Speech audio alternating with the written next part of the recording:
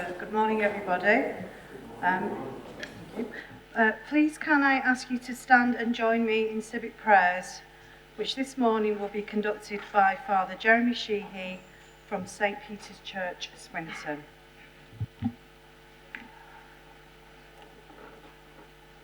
So we pray for this city, for you, its councillors.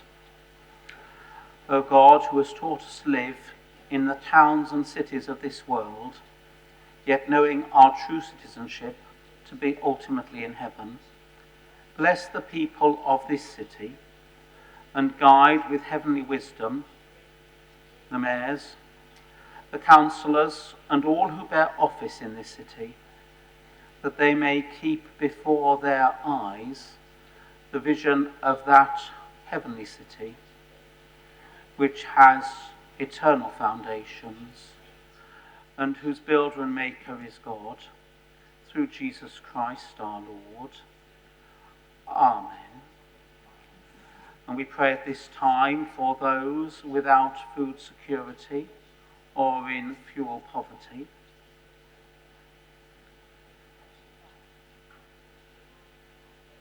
Blessed are your saints, O God and King, who have travelled over the tempestuous seas of this life and have made the harbour of peace and felicity. Watch over us, who are still on dangerous voyage. Frail is our vessel, and the ocean is wide. But you have set our course, and so pilot the vessel of our life towards the everlasting shore of peace, and bring us at last to the quiet haven of our heart's desire, through Jesus Christ our Lord. Amen.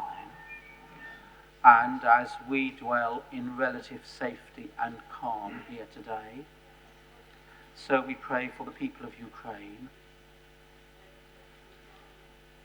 O God, who would fold both heaven and earth in a single peace, let the designs of your great love lighten upon the waste of human wraths and sorrows and injustices, and give peace among nations, peace in our dwellings, and peace in our hearts, through your Son, our Saviour, Jesus Christ our Lord. Amen. And may God bless your deliberations and counsels today and in the months to come. Amen. Thank you very much, Father Sheehy. Before we start council, can I ask you to join me in a minute's silence in memory of our two former colleagues, Beryl Howard and Alice Smythe, who both sadly passed away recently. Beryl represented the people of Boothstown and Ellenbrook on Salford City Council from 2003 to 2008, while Alice was councillor for Little Hulton Ward between 1992 and 2011, as well as being the deputy lead member for the environment.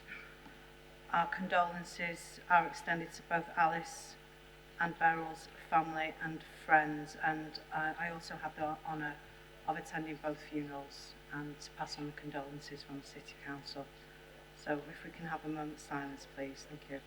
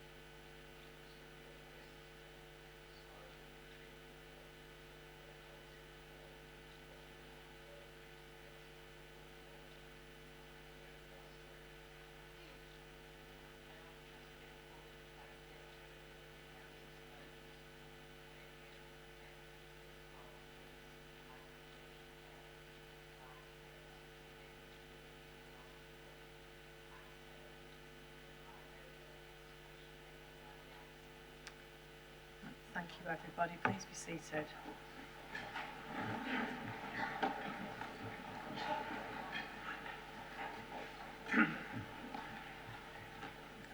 So I have not been noted of any items of special business, so do we have apologies, please? Yes, we received apologies from councillors August, Brooks, Clark, Dawson, Dickman, Karen Garrido, Jones, Lewis, Saunders, Sharp, Syed, Walters, Warmisham and Warner.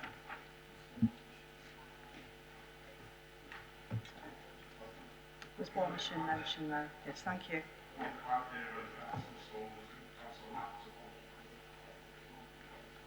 Right, thank you for that.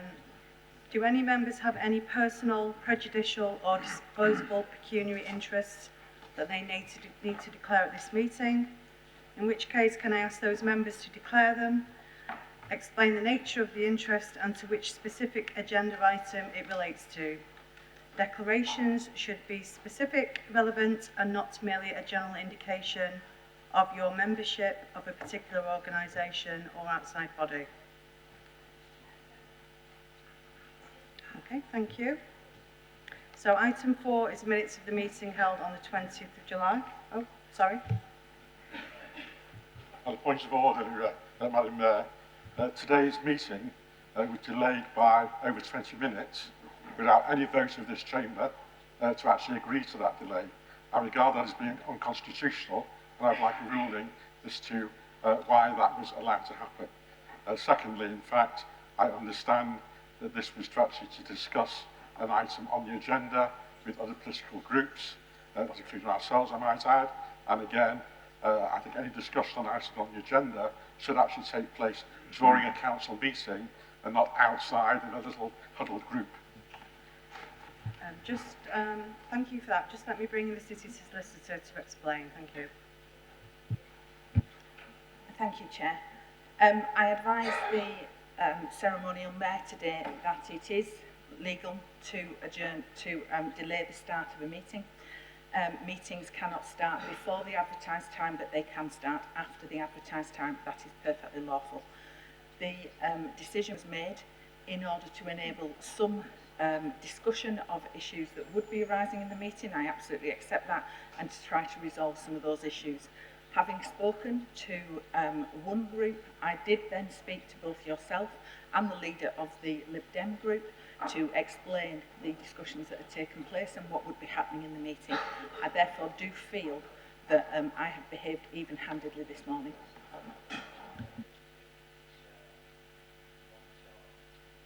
Right, thank you, City Solicitor. City Mayor?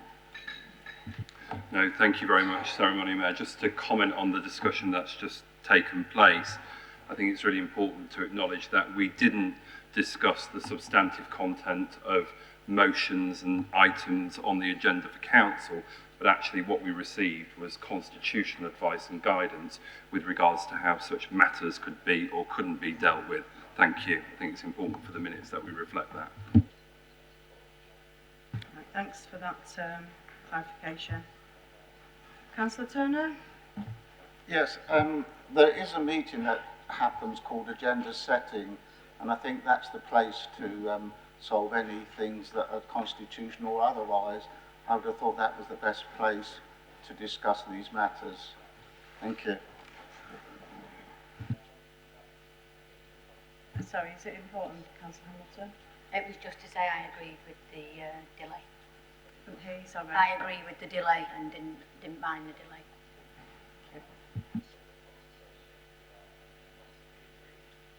City Mayor? Sorry, I wasn't going to come back, but Councillor Turner has prompted me. It's also my understanding, again, for the minutes of council, that neither the proposer or the seconder of the motion that we were obviously receiving constitutional advice attended council agenda setting committee. So I just think it's important we note that. Thank you. Okay, thank you. So can we go on to item 4, minutes of the meeting held on the 20th of July? Are the minutes of the meetings of the council held on the 20th of July and the 21st of September 2022 both approved as a correct record? Councillor Fletcher? Yes, I did notice one error on the meeting of the 19th of September. It put Councillor Stuart Dickman as being present, and it also put him as giving his apologies. So he was either present or he wasn't present. So I just thought I'd point that out. Thank you. I don't think he was present, if I remember correctly. Thank you. Right. Thank you for pointing that out. Do we have a proposer to approve the minutes? Thank you, Councillor Nelson. And seconder, Councillor Pevitt. Thank you. So now we're going to go to item 5, which is public questions. We do have a time limit of 10 minutes per question. So just before I start, one moment, please.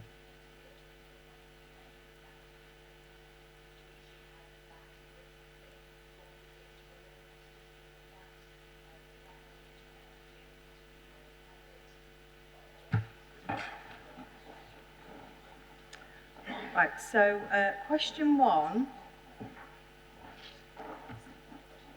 Thank you. Sorry, I was just checking who the correct name of the person who is speaking, because it has been changed. Can I firstly invite Steve North to ask his question, after which Councillor Bill Hines, Leader Member for Finance and Support Services, will respond. Thank you.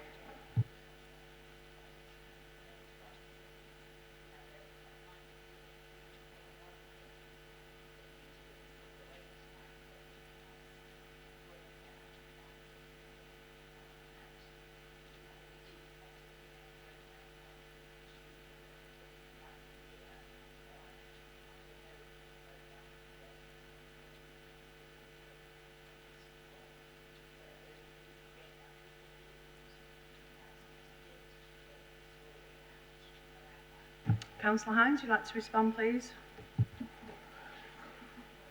Yes, Chair. The answer to that is yes. There's no question about that. We've now established the Insorting Commission, which Councillor Jack Yowd will chair, and of course we will work with Unison on all of the issues that relate to them. Right, thank you, Councillor Hines.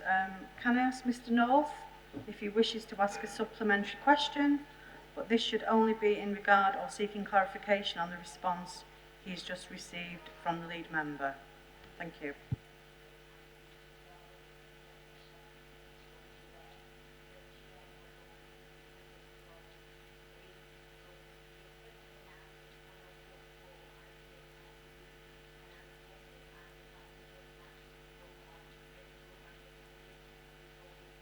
Again, Chair, yes. Okay, thank you, Councillor Hines, and thank you, Mr North. Can I move on to question 2, please?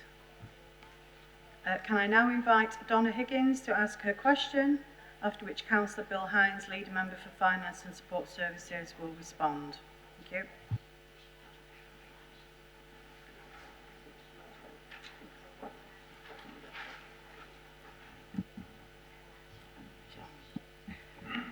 At the 2021 local elections, a majority of councillors in this chamber were elected after signing up to 6 social care pledges produced by Unison. They were the foundation living wage for all Salford care workers, holiday pay based on normal wages, sleeping pay at the foundation living wage rate, occupational sick pay for all the care workers, publicly delivered social care and a strong voice for workers, those in receipt of care and their loved ones. While we have seen progress in some of these pledges, we are yet to see requirements that care providers should ensure care workers receive occupational sick pay when we are off work, ill, and it does not seem that children's social care providers are under the same requirement to pay sleeping rates at the living wage. As adult care providers, does the Council intend to deliver on the pledges and deal with these issues? Thank you, Ms Higgins. Can I ask Councillor Bill Hines to respond, please?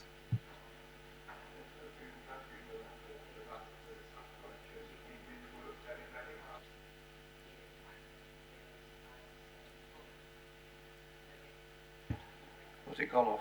Yeah, you're right now. Okay. to make sure that you achieved all the pledges that you've adhered to there. Again, out of the 6 pledges, I think there's 4 that we've succeeded in, and the two that we've not actually achieved yet, although we're in the process, is the sleeping one that will be put, hopefully, in the contract next year. On the children's one, I'm advised at the moment more discussions will be taking place. Okay, thank you, Councillor Hines. Can I ask Ms Higgins if she wishes to ask a supplementary question, but this should only be in regard or seeking clarification on the response she has received from the lead member. Thank you. Okay, thank you. Now we move on to question 3. Can I invite Brenda Rushworth to ask her question, after which Councillor Bill Hines, lead member for Finance and Support Services, will respond. Thank you.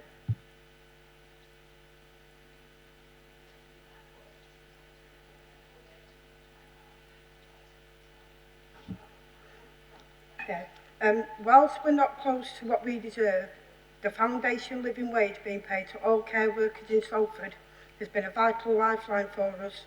For many of us, it has been a difference between making ends meet or having to leave a sector which we love.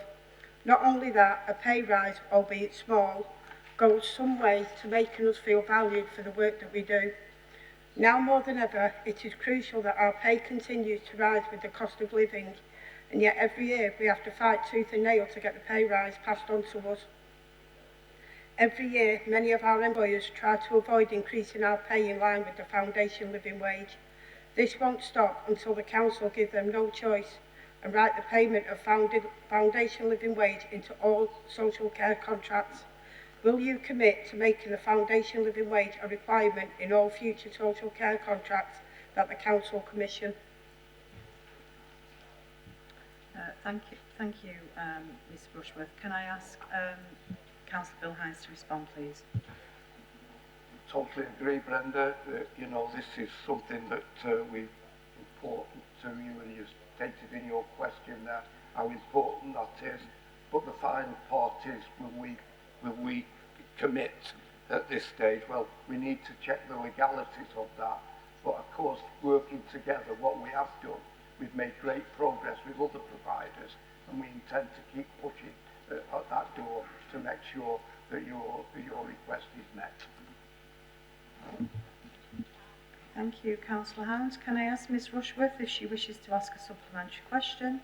But this should only be in regard or seeking clarification on the response she's received from the lead member. Okay, thank you very much.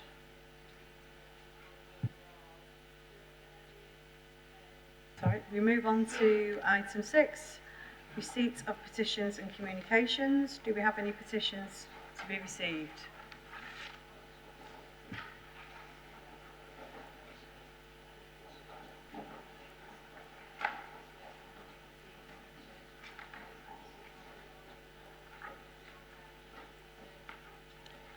So I think that's a no. So if we move now on to item 7, membership of committees and panels and appointments to outside bodies, 2022 to 2023. Amendments.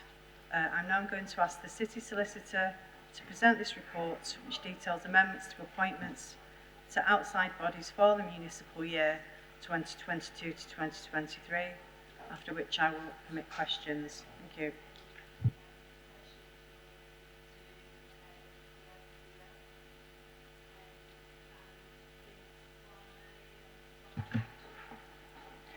If I could just check, I believe that the Labour Party may not wish to proceed with this appointment today. Councillor Keller. Councillor Keller? Thanks for that. Yeah, can we just ask that this item be deferred after discussion has taken place earlier this morning? Thank you. Okay. Is that accepted, City Solicitor? Yes, can I make the suggestion, subject to Councillor Kelly being in agreement, that the report is withdrawn? It's a very short report. We'll put fresh reporting on the next occasion. I think that's just cleaner. Yeah, that's fine, thank you. Okay, thank you. So we move on to item 8, Treasury Management Annual Report, which will which I will now ask Councillor Bill Hines, Lead Member for Finance and Support Services, to present this report, after which I will permit questions. Thank you.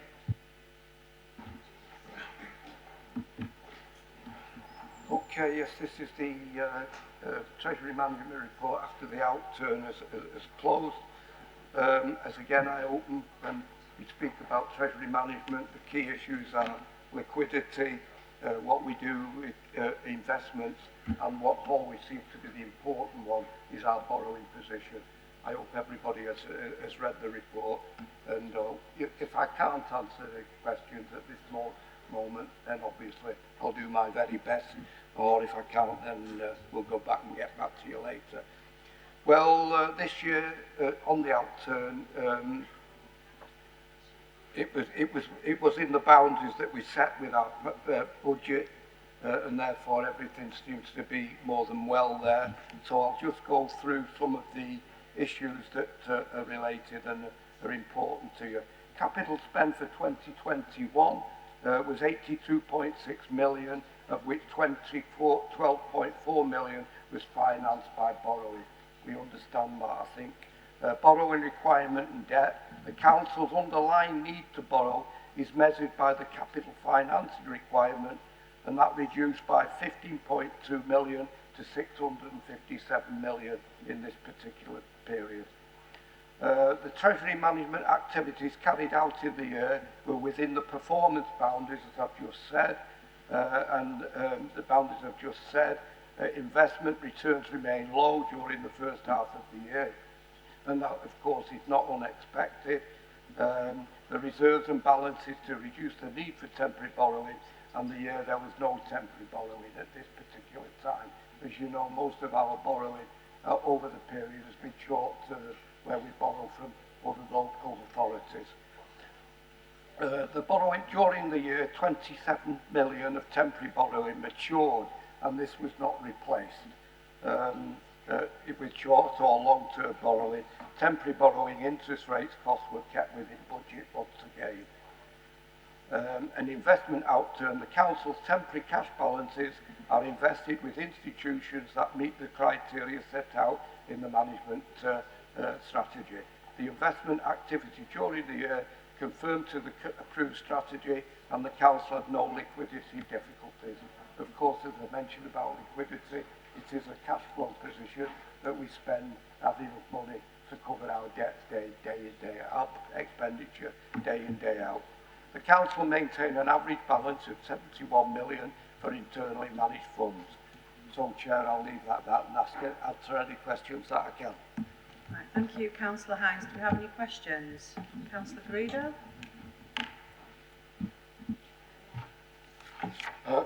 Thank you, Councillor Hines. As always, a very well presented Treasury management statement, and we certainly have no problems with the way the first half of the year has been conducted. Just a couple of points I'd like to raise with you. Obviously, I'm aware that we still have the sign-off of the statements of accounts for 2021 outstanding. This I know is of no fault of the council. I'm concerned, in fact, at the way that the external auditors have been dealing with this matter.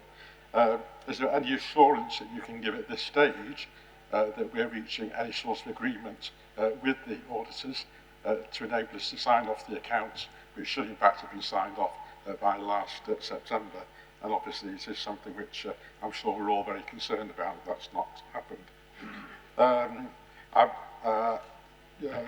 It's good to see, in fact, that the borrowing has decreased in certain areas, and that's something which I think we've, particularly in these current circumstances, it's good to see. Can you just say, in fact, what thoughts you have in terms of our investments, and whether you feel that those investments are going to be under any sort of threat in the second half of the year?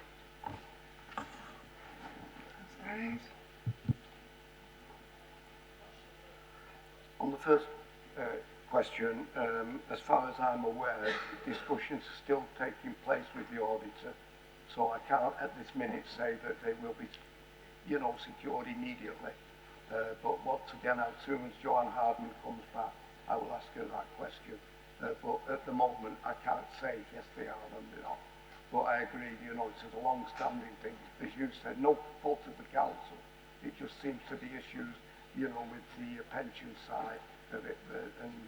We totally disagree with that, what the auditor says, but that's the world we live in. But as soon as I do get any information, we'll inform all members of the council that that's the case. On the facts about borrowing, well, you know, Councillor Garrido, I've never ever apologised for the borrowing of the council that we took in over the years. I think it stood us in good stead, brought massive investments, supported the council tax base, improved the living standards of the people of the city. But, and again, I will stick to that, although we are closely looking, as we do year in year, about the borrowing, because of, and certainly at the moment, I can tell you that last week, I'm informed quite clearly that the Public Works Loan Board, which we haven't taken much out of the Public Works Loan Board over recent years, we raised 6%. Now, of course, we've got to be very cognizant of where we look at borrowing in that term. On investments, I don't have no understanding that investments will depreciate over the next few years. Thank you, Councillor Hines. Are there any more questions? Councillor Turner? Just a point of information for those that are interested. The York Commission are meeting this Wednesday, when the subject of Councillor Garrido's question will come up. But as has been said, it is no fault at all of the council. It's common in many councils, and hopefully we'll have further information on Wednesday. And Councillor Garrido, you'll be welcome to attend. Thank you. Thank you. Are there any more questions? Councillor Hines. Okay, thank you. So we'll move on to item 9, which is notice of motion. Declaration of a biodiversity emergency. Can I ask Councillor Mike McCusker to propose this motion, which will then be seconded by Councillor Nathaniel Teta? Thank you. Thanks, Chair.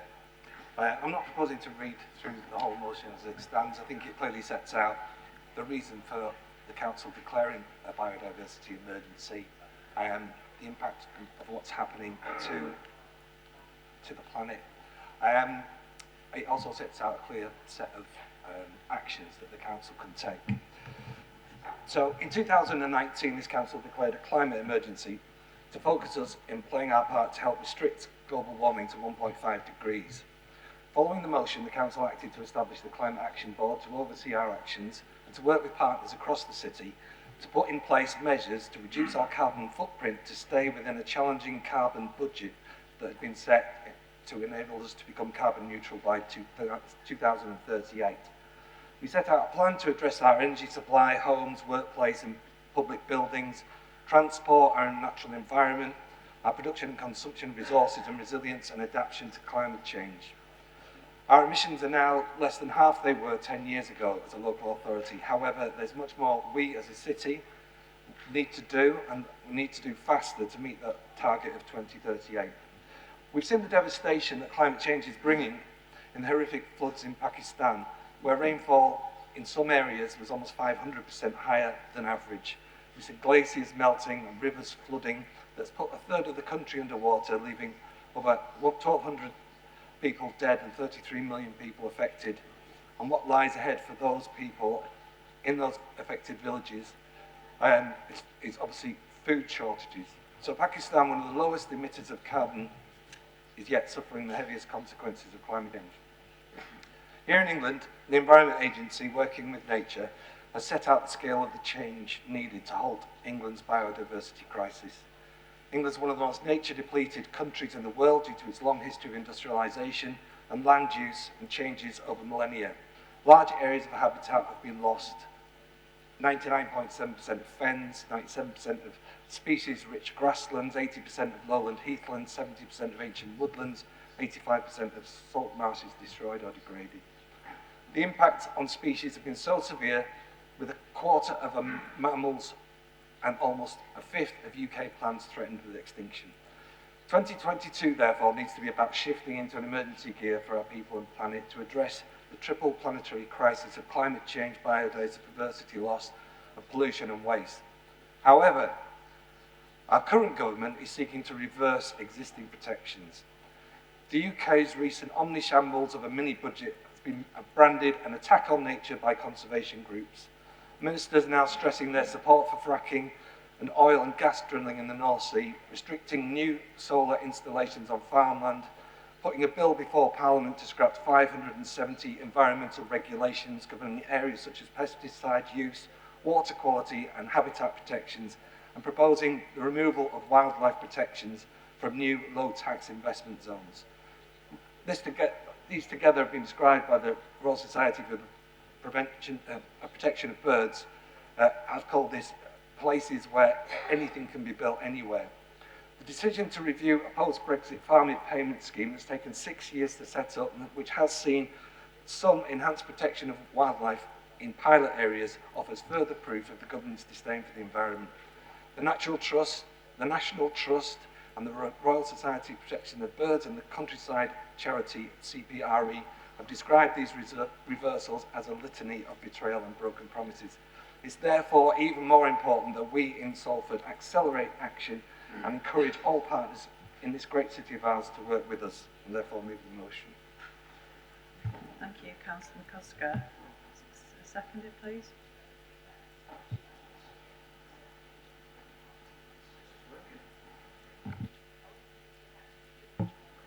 Yeah, just want to thank my colleague for bringing this important motion to council today. He said everything. He's absolutely said everything. Of course, for this council, for the wider debate on the impact of the climate and the impact on wildlife as well, I think we have to take it very seriously. You know, I look up on the definition of biodiversity. It says the variety of plant and animal life in the world, or in a particular habitat, a high level of which is usually considered important and desirable. The motion sets out there that obviously the COVID pandemic has shown us that we have to value that. And in our region, we have to really press on that in that sense. And I think this is a very comprehensive motion. I think everyone in this chamber recognizes the importance of biodiversity in Salford, and we have to improve that, as it is rapidly depleting in that sense. So I strongly support the motion put forward by my colleague. Thank you. And thank you, Councillor Teta. Councillor Keeley. Thank you, Chair. Members will have received an email from my colleague, Councillor Greeder. We'd like to move an amendment on this motion, if possible, Chair. Sorry, bear me 1 moment.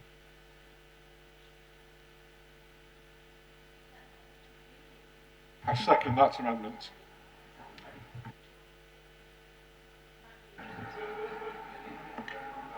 I'm sorry, Councillor Keeley, I've not seen the amendment. Have you got any copies of it? Is it in the inbox?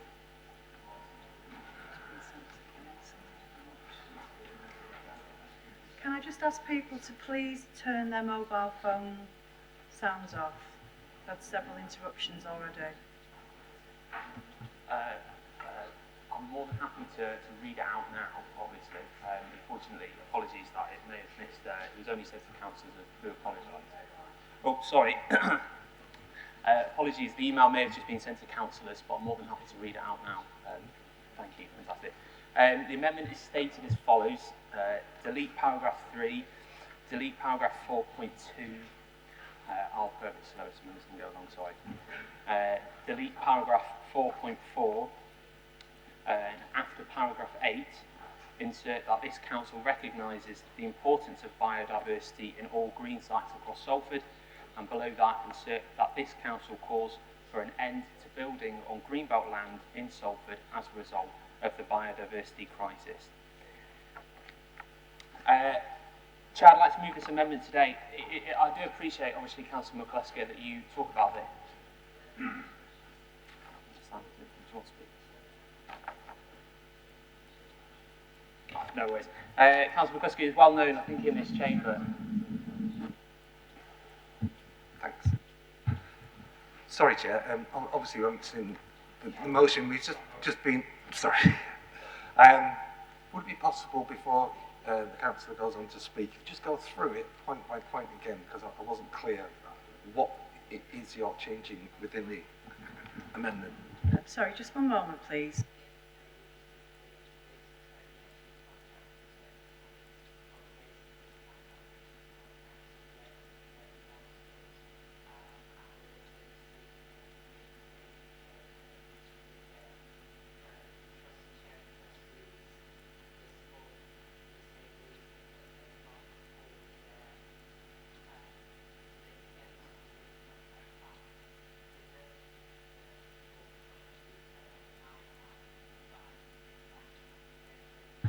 Okay, so having just spoken there with the city solicitor, because some people haven't seen it, including the city solicitor, we do have a proposer. You have proposed it.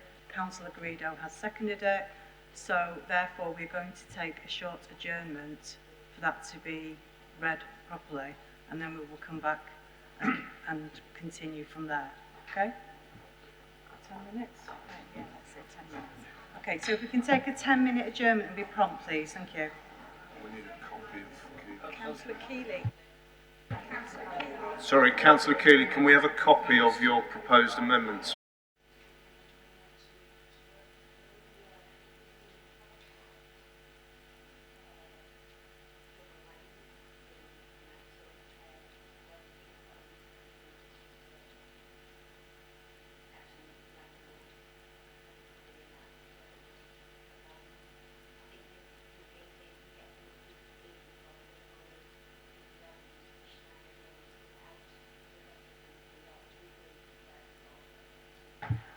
Thank you, everybody. I'm just going to bring in the city solicitor at this point before we continue. Thank you. Thank you, Chair. Members, just to explain the discussion that's taken place in that adjournment, thank you for bearing with us. Rule 18.7 of the Council Procedure Rules deals with amendments to motion. It states that an amendment to a motion must be relevant to the motion and will either be 1, to refer the matter to an appropriate body or individual for consideration or reconsideration. 2, to leave out words. 3, to leave out words and insert or add others. Or 4, to insert or add words. As long as the effect of the above is not to negate the motion. And that is the important point. I've spoken to the member moving the amendment and have explained that I consider that part of that amendment would negate part of the motion and therefore cannot be allowed. I understand that the member, Councillor Keeley, is going to move the amendment slightly amended, which is permitted within the rules, and so I'm suggesting to the Chair that we go back to Councillor Keeley for his amendment to be moved. It would then be seconded and debated. Thank you, members. Right, thank you, city solicitor. Chair, are we able to see the amended amendment? One moment. All of this could have, of course, as you rightly say, have been sorted out at agenda setting. Sorry, don't talk across the chamber.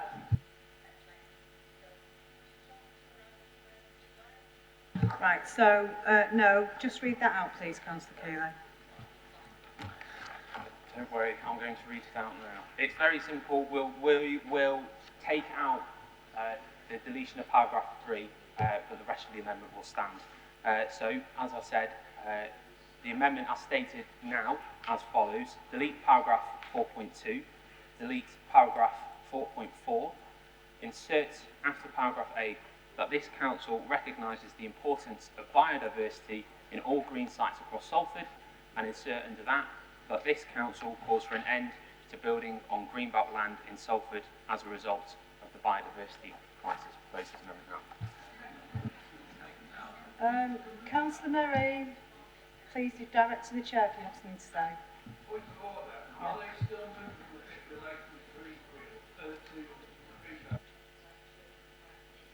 Just one moment, please.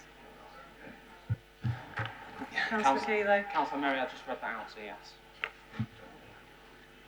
Right, thank you. Do we have a seconder? I second and reserve my right to reply. All right, thank you, Councillor Garrido. Right, so now that has been proposed and seconded on the amendment, now we can open that up to questions, to debate. Yes, sorry. Just a point of order, really. Can this council override national planning law? Can this council override national planning law is the question. Just one moment, please.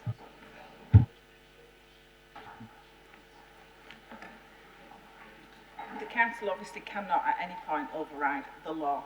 However, it is this council that decides on the local plan and on building requirements in the area. I therefore take the view that this is something that could be a decision of council and therefore a motion can be moved on it.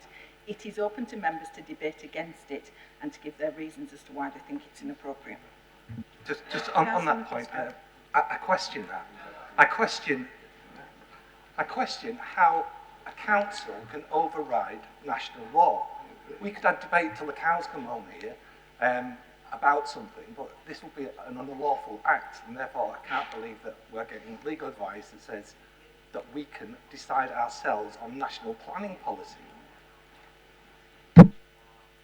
Just one moment, please, Councillor McCusker. I can see people got hands up. Just patient, please.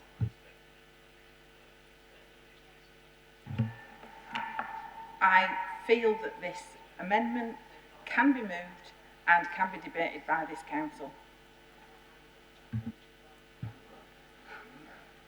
City Mayor.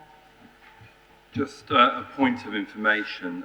Colleagues in this chamber are very familiar with the GMSF or Places for Everyone, and colleagues will know that Greenbelt matters are actually being dealt with by Places for Everyone, which is across the whole of Greater Manchester, and colleagues of this chamber also know it's currently with the inspector to go through public inspection. My understanding, in line with National Planning Policy Framework, is that we have to submit a plan for examination as required by central government, and that plan will then be tested against planning legislation and the provisions of soundness within the National Planning Policy Framework. My understanding at the moment in terms of how Greater Manchester are dealing with Greenbelt matters is it's to be dealt with through Places for Everyone.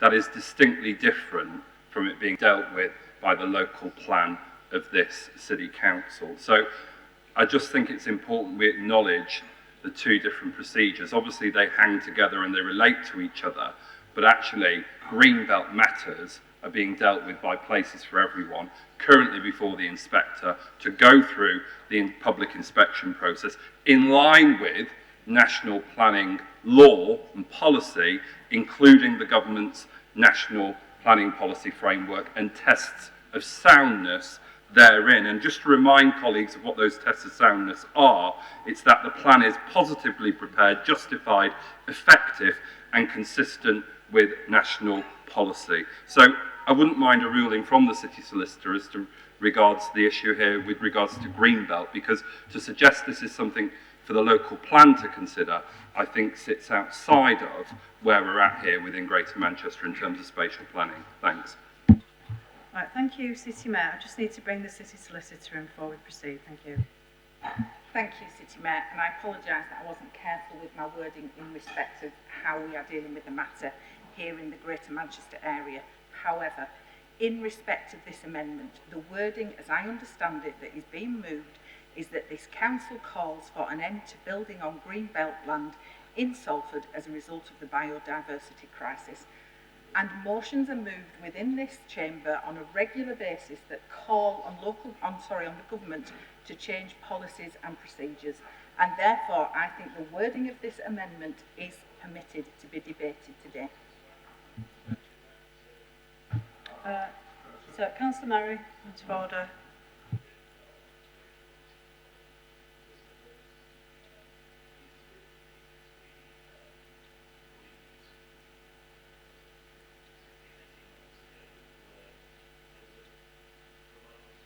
On a point of order.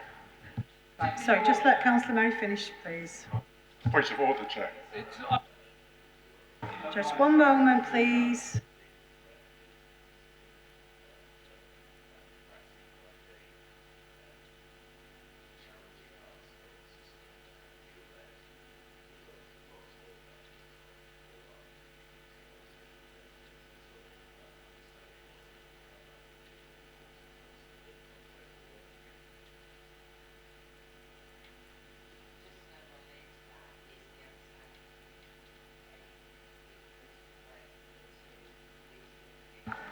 just to answer that, Chair, the amendment has been moved as a whole and therefore it will fall as a whole. It will either stand or fall as a whole, sorry. It is of course open for other amendments to be made to this motion. It is also open for the proposer to make further changes to his amendment if he so chooses to do. But that is the answer to the question. It will fall as a whole. Right. Oh, sorry, Councillor Greer, have you still got a point of order? Right. Okay, so now can we carry on with the actual debate, please? Councillor Keeley, you can't speak till the end. Okay, so do you have anyone who wishes to speak on this? Councillor Bailey. I don't know if you've got any other contributions of listed. I know Adam, Councillor Keeley's got the right to speak, but can we move to the vote, please? Just one moment, please. Are you moving that we move directly to a vote?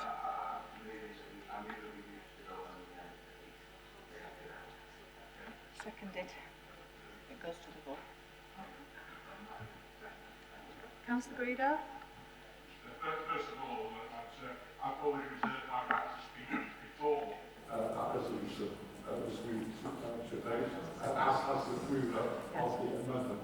So at the very least, we should be able, in fact, to speak to the motion as proposer and for me as a seconder. If the vote was then carried to move the vote, well, obviously that can take place then for anybody else who wants to speak. But the mover of the amendment or the second amendment have a right to speak before that vote is taken. Right, just one moment, please. Chair, I think we have lost some clarity as to what exactly is being moved by various members. So I am going to suggest a way forward, which is that we've been asked to bring the debate to a close.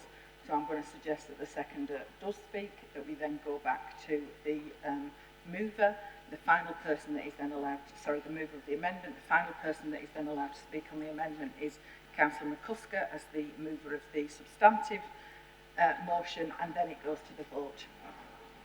Right, thank you, Cissy Solicitor, for that clarification. So, the proposal, but second goes first, yeah. Okay, thank you, Madam Mayor. Thank you for that advice from the monitoring officer. Can I say, in fact, that I'm surprised that we're having the sort of discussions that we're having, and we're being faced with a mountain of points of order on this amendment, purely because the ruling party in this council doesn't agree with certain lines in the motion. We support the majority of the motion. That's very clear. For the amendment that we have moved, we are not against the motion, but we can't support the whole motion without certain amendments being made. In our opinion, if we were to support the motion, we would also support the fact that you could actually build on greenfield or greenbelt land. And we cannot support that because diversity stretches all the way across greenbelt land and across greenfield land. If we are true to ourselves, and if everybody in this council chamber is true to themselves, then you must support diversity on greenfield land and greenbelt land itself. That is extremely important. As far as the motion as a whole goes, as I say, we support many of the aspects of the motion, but we've deleted areas where we feel it impinges on greenbelt land, and clearly we can't support that. Can I just say, in fact, that having had experience overseas at the damage which is done by removing trees and so on, then I am wholeheartedly in support of protecting our environment, of protecting the diverse nature of the various species that we have within the city of Salford. We're very lucky in the city of Salford in so much as we have a number of areas that where our young people particularly can actually go and actually look at various different species. So, just bought a new suit for trousers. Sorry.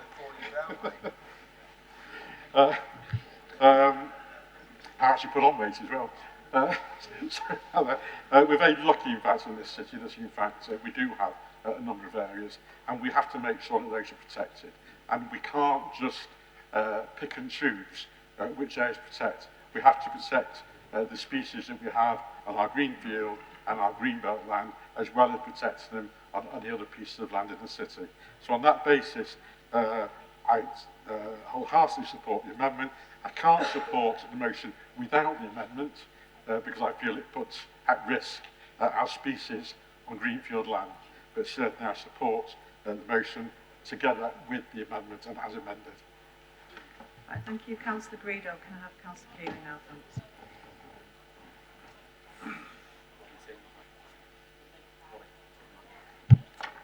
Thank you very much. Hey, I'm able to speak.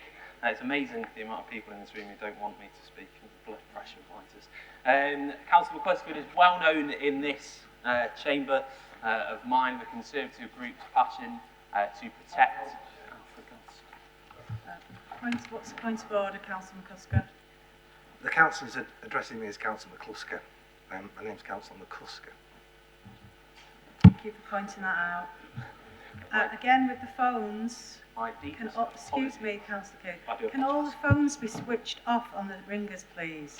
That's about 4 interruptions now. Carry on, Councillor Keeley. I do apologise, Councillor McCusker, but the rest of it still stands with what I did say before. As Councillor Robin Greedo was saying before, I do think that there is some good substance to the motion, but in whole, we're just not going to be able to support it without the amendments put forward. You know, you talked about the precious nature of reserves, and you talked about the precious stuff in your speech. Well, what about Hazelhurst Farm? What about that? You know, what about Lee Road? What about Chat Moss? The areas that you want to build on. I just find it just slightly hypocritical that several years before I was elected, as you were speaking about, Salford City Council declared a climate emergency, a climate crisis.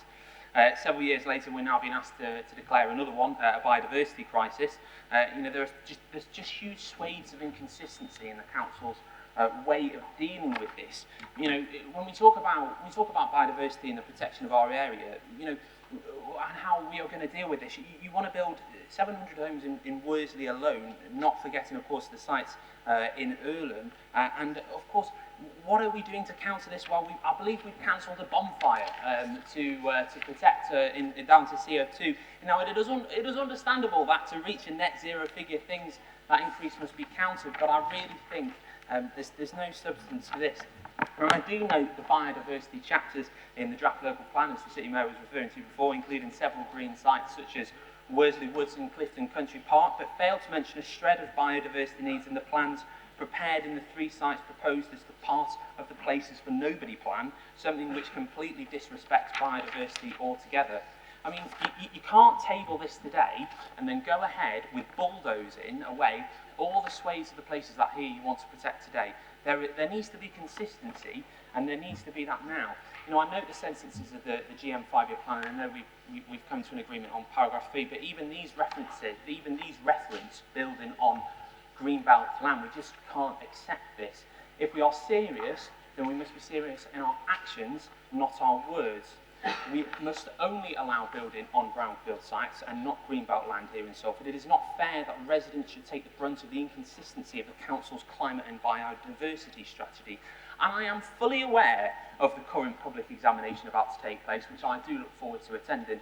But it should not be too late, because of course in the past the council has called on the government to do things that maybe it doesn't have the exact moment to be able to do that, but because of course if the council wishes to call this a crisis, which I agree again, and as Councillor Greedo agreed as well, that there is some substance to, we must be prepared to act quickly.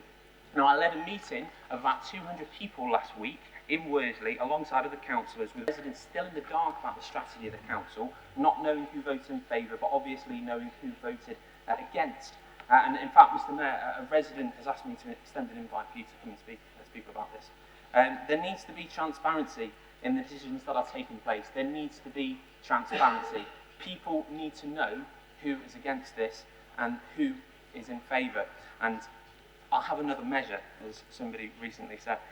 I think to solve this transparency crisis, we can end it here now. So with myself, Councillor Garrido, Councillor Turner and Councillor Ward, we are calling to settle this amendment a recorded vote. It is clear there is work to do and we must take action that will have substance and have good impact on the day-to-day lives of our people, which is why I asked members to back this amendment this morning. Right, thank you, Councillor Keeley. Just bear with me one moment, please.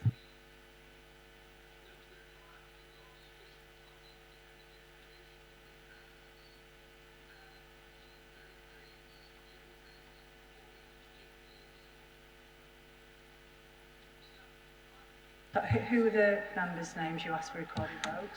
Myself, pretty much the rest of us, yeah. Councillor Ward, Councillor Garrido and Councillor Turner.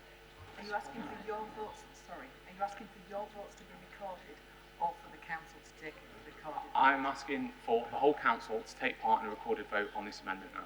So the Constitution says it's 3 or more the question, so that's a recorded vote. Sorry, yes, Councillor Barry? Can I ask for a clarification as to how we proceed now, given that we've got policy in this particular area, that very recently we actually affirmed a submission that went to the inspectorate in terms of Greenfield site. It seems to me to open the whole debate now it isn't very helpful. So what I'm is this motion in order with the code council policy? Is there going to be a debate on it? How are we going to proceed? Thank you. Just one moment, please.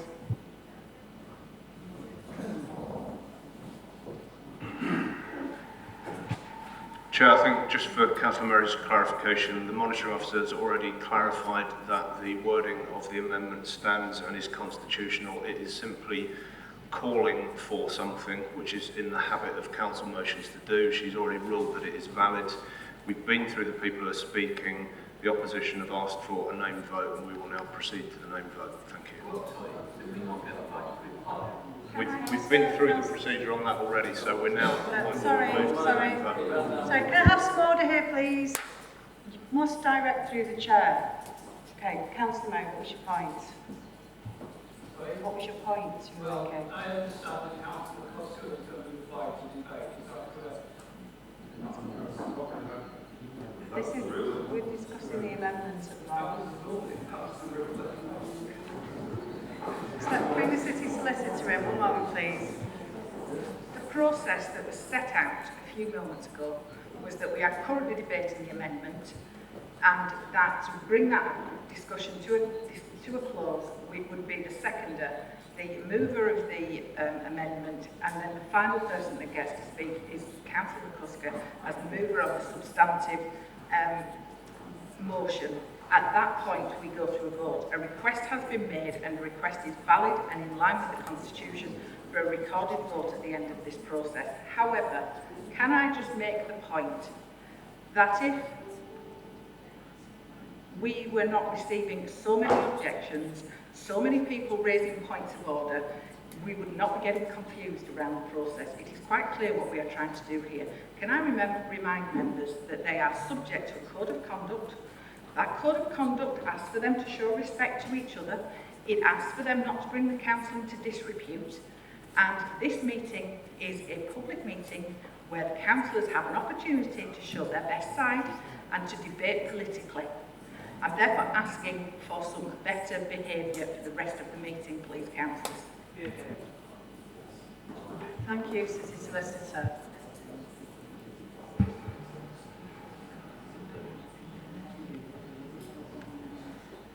Okay, thank you very much. So, Councillor McCusker, please. I'm really sorry to raise When the amendments was moved to second, before it was moved to second form, a motion to move the vote was accepted. And it was agreed, in fact, that the mover of the amendment and the second amendment would be able to do that following immediately by the vote, which has already been moved. We can't therefore then ask somebody else to speak when the vote has been moved after the second of the amendment. following the request that we move to a vote, I set out the process for this chamber, and I was very clear that we would close the discussion on the amendment in line with the rules of debate. And the rules of debate are that at the end of an amendment, the seconder, if he has reserved his position, gets to speak. The mover of the amendment then speaks, and the final person to speak before the vote is the mover of the substantive motion. And we are now going to Councillor McCusker to close the debate on the amendment, and we will then go to recorded vote as has been requested. Thank you, Solicitor. Councillor McCusker. Thanks, Chair.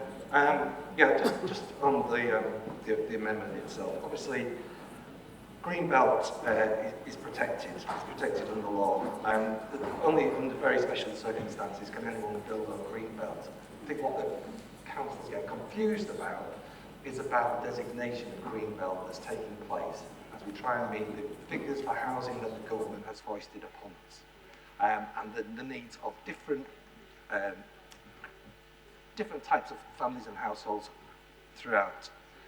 As a consequence, we've got Places Forever going through, we've talked about allocations, and within those allocations, the green belt within Salford actually is a net increase.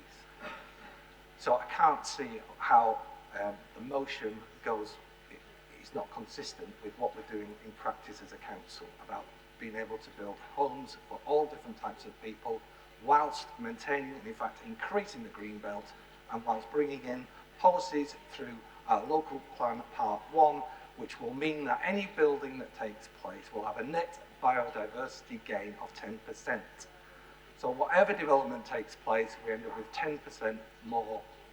We end up with a bigger green belt.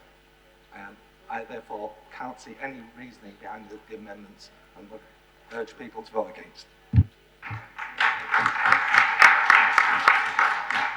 Thank you, Councillor McCusker. Can we now move to the name vote, please?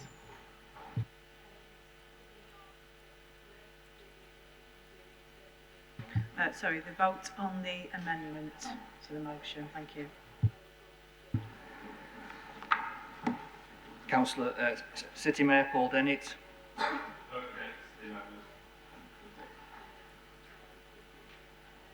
Councillor Amana Gola.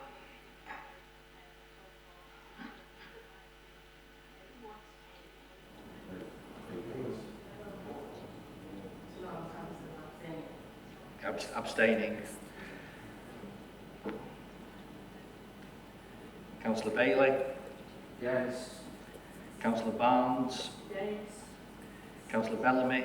Yes. Councillor Bentham. Against. Councillor Boschel. Against. Councillor Brabanner. Against. Councillor Brocklehurst. Against. Councillor Kamel. Against. Councillor Cohen. Against. Councillor Cusack. Against. Councillor Fletcher. Against. Councillor Robin Garrido. In favour. Councillor Hamilton. Against. Councillor Hines. Against. Councillor Keeley. In favour. Councillor Kelly. Against. Councillor King. Councillor Lancaster. Against. Councillor Linden. Councillor Mashita. Against. Councillor McCusker. Against. Councillor Merry. Against. Councillor Nelson. Councillor Curran-Ziza. Against. Councillor Pepper. Against. Councillor Pevitt. Against. Councillor Gina Reynolds. Councillor Neil Reynolds. Against. Councillor Robinson Smith.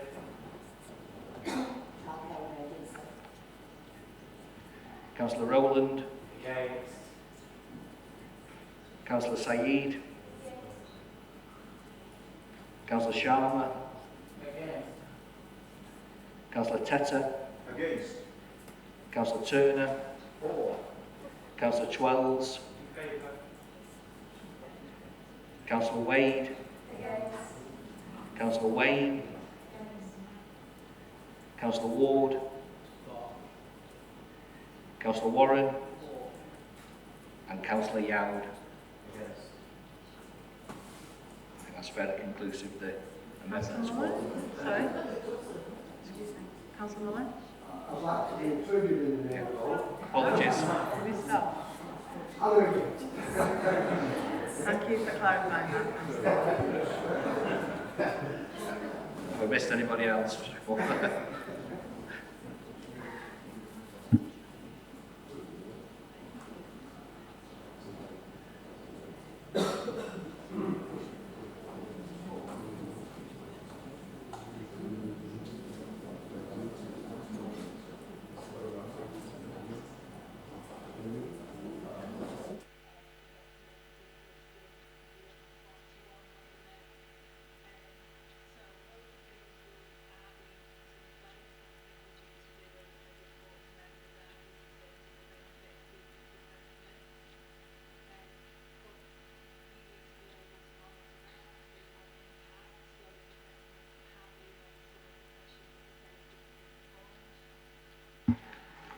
That's 7 for, 33 against and 2 abstentions. Right. Did everybody hear that? Can you just say that again, please, Mike? 4, 7 against 33, 2 abstentions. Right, thank you for that. So the amendment has fallen. So now we go back to the substantive debate on the substantive motion. So do we have any questions? Sorry, anyone wants to speak on the substantive motion? City Mayor?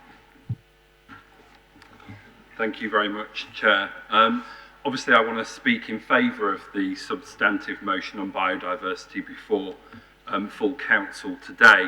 As has already been highlighted by the lead member, part 1 of our local plan will result, once approved in full, and obviously it needs to come back to this council, a 10% increase in biodiversity when development is brought forward in the city of Salford. The lead member also highlighted to this council chamber that between both the local plan and Places for Everyone, if that is passed, the city of Salford will actually see a net increase in green belt in this city. So our commitment to green infrastructure and biodiversity, I think, is well made. Anyone who's familiar with investment decisions that this city council has taken over the years in terms of revenue and capital will be very familiar with how important this agenda is to this city council. In addition to our commitment as articulated in the climate emergency, again brought before this city council. Biodiversity, as has already been highlighted, is not just about matters of green space. It concerns animals, fungi, plants, microorganisms and bacteria. And I think it's really important we acknowledge that there is a distinct difference here between biodiversity and green spaces, although inextricably the two are inevitably linked. I have to say I am deeply concerned about developments nationally, notably talk of planning liberalisation, especially with regards to investment zones up and down the country, and further enhancement of permitted development rights. I'm concerned because I wonder what the impact of all of that may be on actually tackling the biodiversity crisis we're currently facing. But also just to illustrate our commitment to biodiversity, and I did note in the debate on the amendment that Councillor Keeley did fail to acknowledge the great work that this City Council had triumphed and achieved in terms of defending the decision not to build on Broadoak, which cost this City Council in the region of £400,000. £400,000 this City Council doesn't have, and £400,000 that hasn't been returned to this City Council by the department. Matters relating to biodiversity have to be considered alongside the government's drive for councils up and down the country to take a plan-based approach to development, economic development, and all the great stuff we're trying to achieve on the environment agenda, as well as social value and impact. So I fully support the motion before council today. I have to say, in reflecting on the debate on the amendment, I think it's absolute bonkers, really, what was just discussed. Government have told us we need a 5-year land supply to meet housing targets. We as a city council have been defending Greenbelt and investing in green infrastructure across the whole of the city. The last thing we want as a city council is planning by appeal, costing us an absolute fortune after 12 years of austerity and cuts, taking 232 million out of our budget. But also, you know, we have to meet those housing targets as set by government and national methodology in the objectively assessed housing need methodology. Dare I say it, the amendment would have been better targeted at the National Planning Policy Framework and planning legislation, and amending that to demonstrate the Conservatives' commitment to the biodiversity crisis that this country currently faces. I support the substantive motion. Thank you.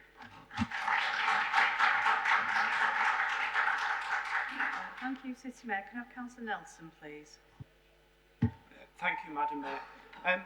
I just want to say, before I speak to the motion, how disappointed I am at the quality of discussion and this meeting, actually, this morning. I think the Conservative group have brought the same chaos that they brought in Parliament to this council chamber this morning, writing amendments to the motion whilst outside of this council chamber and sending it to us whilst this meeting should have been going ahead, I think is absolutely disgraceful.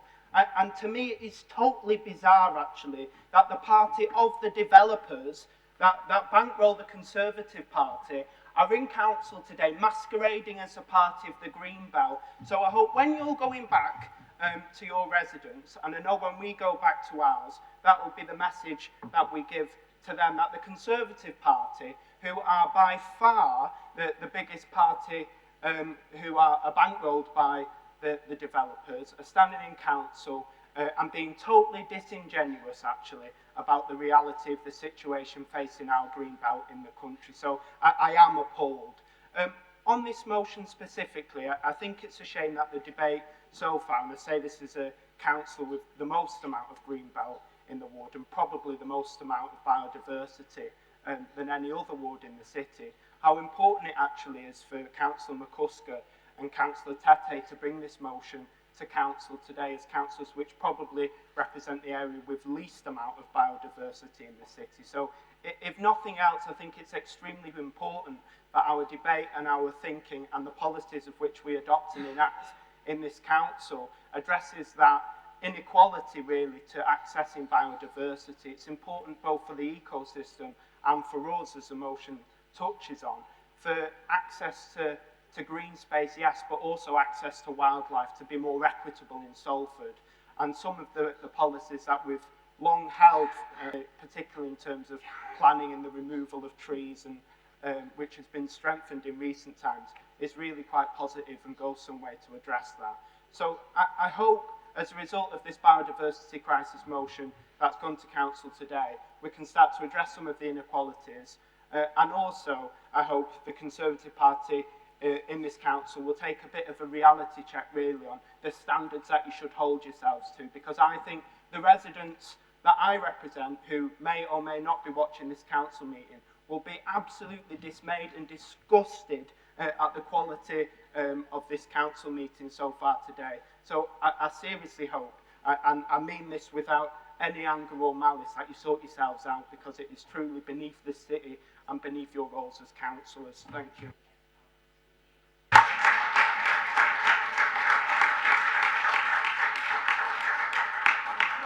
Thank you, Councillor Nelson. Councillor Garrido?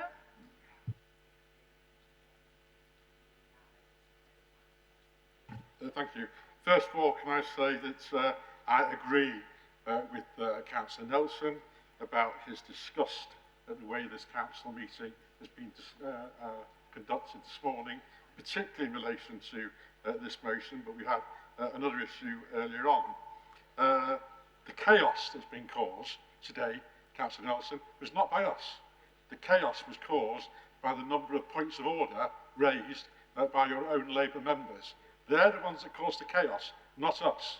Our amendment, in fact, we listened to advice that we received from the monitoring officer, who said that a certain part of our amendment was not correct, and we immediately redacted that from the amendment. That is the only change we made, and we made that on the advice of the monitoring officer. So any talk about disgust at the way this has been handled, or the chaos, lies at the floor of the controlling Labour group in this council, and I will not have us being accused of that, but I think we're the only ones that have conducted ourselves with any sort of correct demeanour. Now, in terms of comments made by the City Mayor, land and supply of houses he mentioned, we do have sufficient land without building on greenbelt land. That is very clear. Those figures are available, and we do have sufficient land. So let's not use that as an excuse for building on greenbelt land. In terms of parties and developers, we have been one of the main parties in this city who have opposed and attacked one of the main developers in this city. And we will continue to oppose that developer and any other developers within this city, regardless of who they finance. I'm not aware of any developer in this city who has financed the Conservative Party, and if they did, I would not support it. I'm certainly not aware of it. As far as this city is concerned, we have a very good track record of opposing developers and what they've been doing to our city, and we'll continue to do that. I'm just going to finish by saying that this motion, in my opinion, Madam Mayor, is hypocritical. You know, you cannot, on the one hand, say you support diversity, and on the other hand, be supportive of building on greenbelt land. That's hypocritical, and I think that's what this motion is in terms of the Labour Party today. Thank you, Councillor Garrido. Is there anybody else who wants to speak on this debate? Oh, sorry, Councillor Murray, go ahead.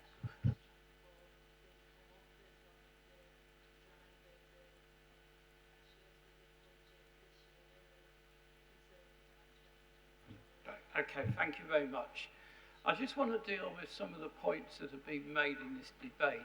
And quite frankly, one of the points that hasn't been made in this debate is the pledge by the Conservative Party to rip up planning regulations nationally in order to ensure that more build can take place. Because apparently you are not very popular with the rest of the Conservative Party, because as far as they're concerned, their policy is to actually build on Greenbelt and to build as much as possible. And I want to know, and I've not heard a single word from any of you, what are you doing within the Conservative Party to oppose the ripping up of planning regulations, to make sure that the government does not get its way in terms of planning reform?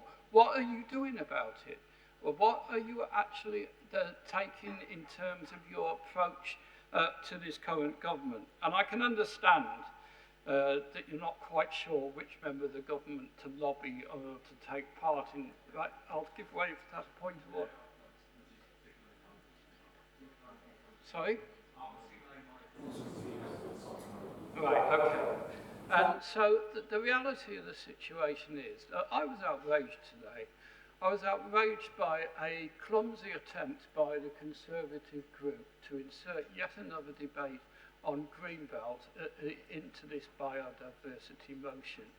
We have a situation where the Prime Minister is not apparently going to attend COP, is instructing the King not to take part in any environmental discussions about climate change across the world, and all of that is taking place at this moment in time.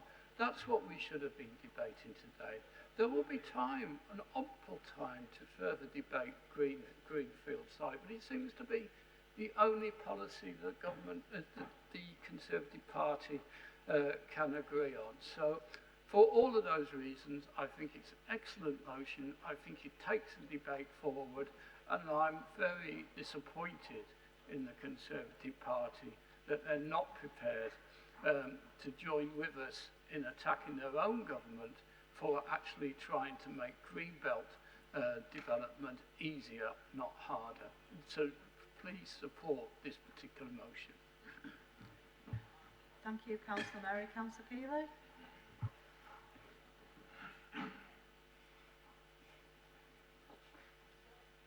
Oh, there we go. Thank you, Chair.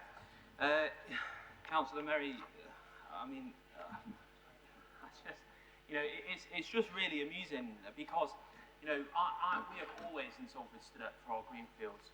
And, you know, City Mayor, when you were talking about how you fought against the Broad Oak, you know, the Broad Oak inquiry, this is your attempt to say, well, actually, we do stand up for greenfields when it suits us. But when it doesn't suit the people who don't vote for us, obviously in that case we won't care less. And I think when it comes to this sort of stuff, I think that's what we need to do. You talk about chaos, Councillor Elson. I don't know where you've been for the last half an hour, but the chaos has been caused by members of your own party. And I just want to address what Councillor Merry said just regarding, you know, the Prime Minister's popularity and all the other things. You know, it's well aware that many different things have happened over the last couple of weeks and different people have been appointed. But I think it shows with your grace that maybe if some people accuse maybe the Chancellor of leading the government changing it might be expected that actually some members of the council have more influence than others, and I think that needs to be put on record.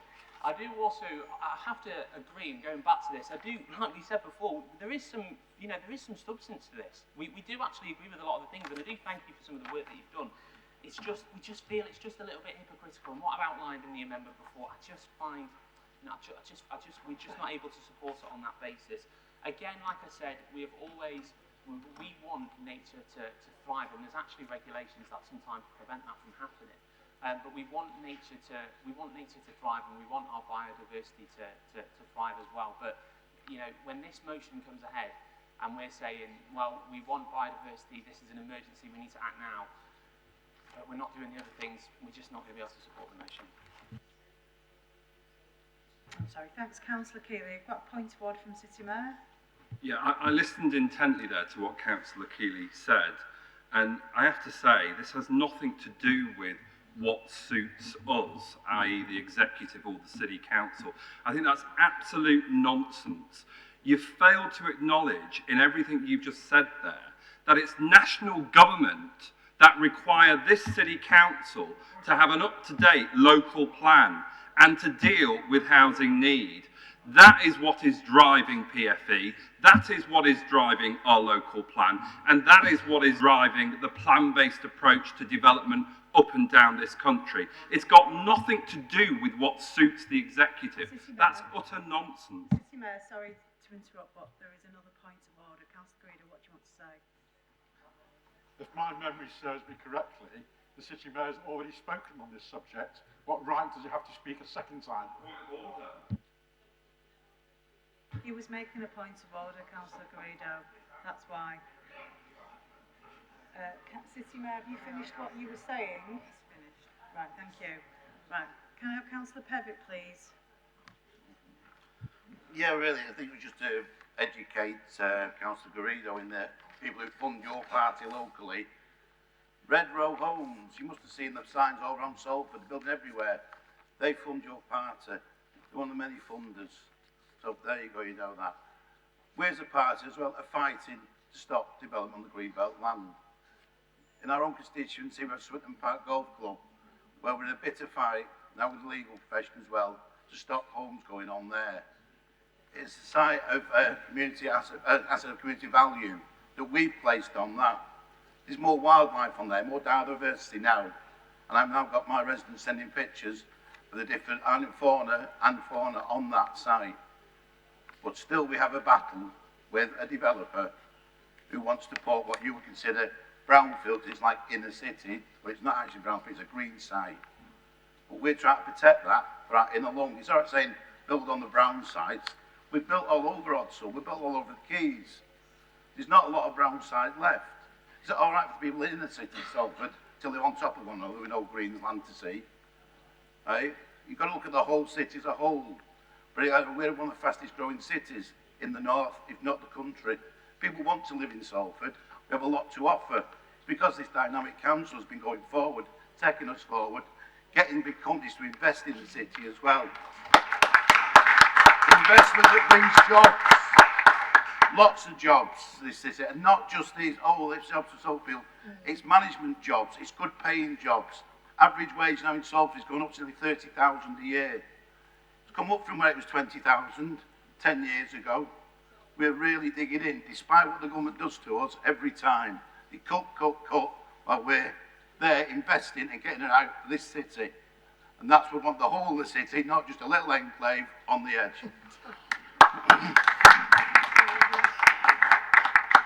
Thank you, Councillor Perry. Councillor Rowland, please.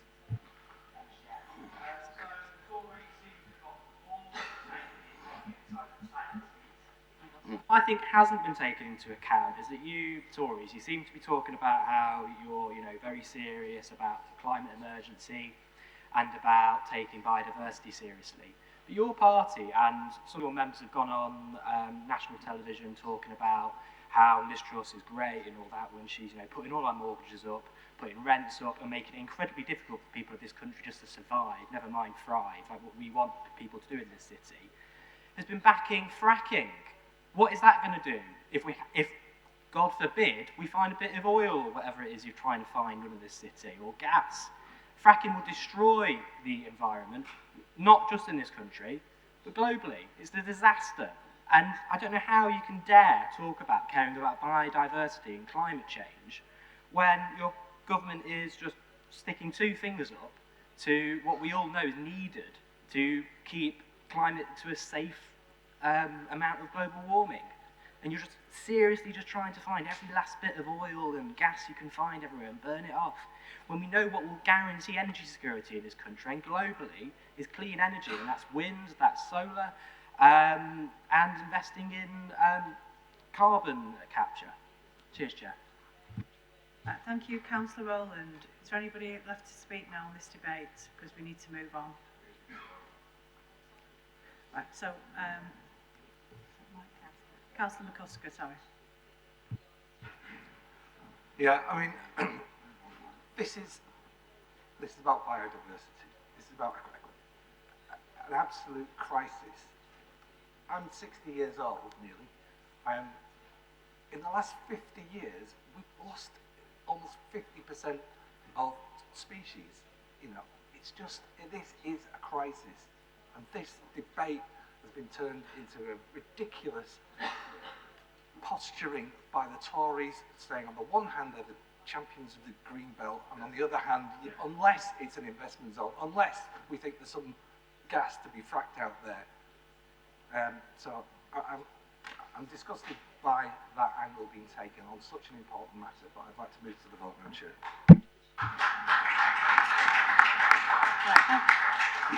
Thank you, Councillor McCusker. So, can we move to the vote on the substantive motion, please? Show of hands. All those in favour?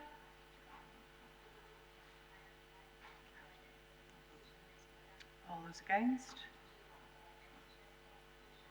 So that motion is carried. Right, so just to let members know, we are behind because of everything that's gone on this morning, but however, some of us do now need a 5-minute comfort break. So I'm going to adjourn for 5 minutes, please. And can you be back in your seats in 5 minutes? Thank you.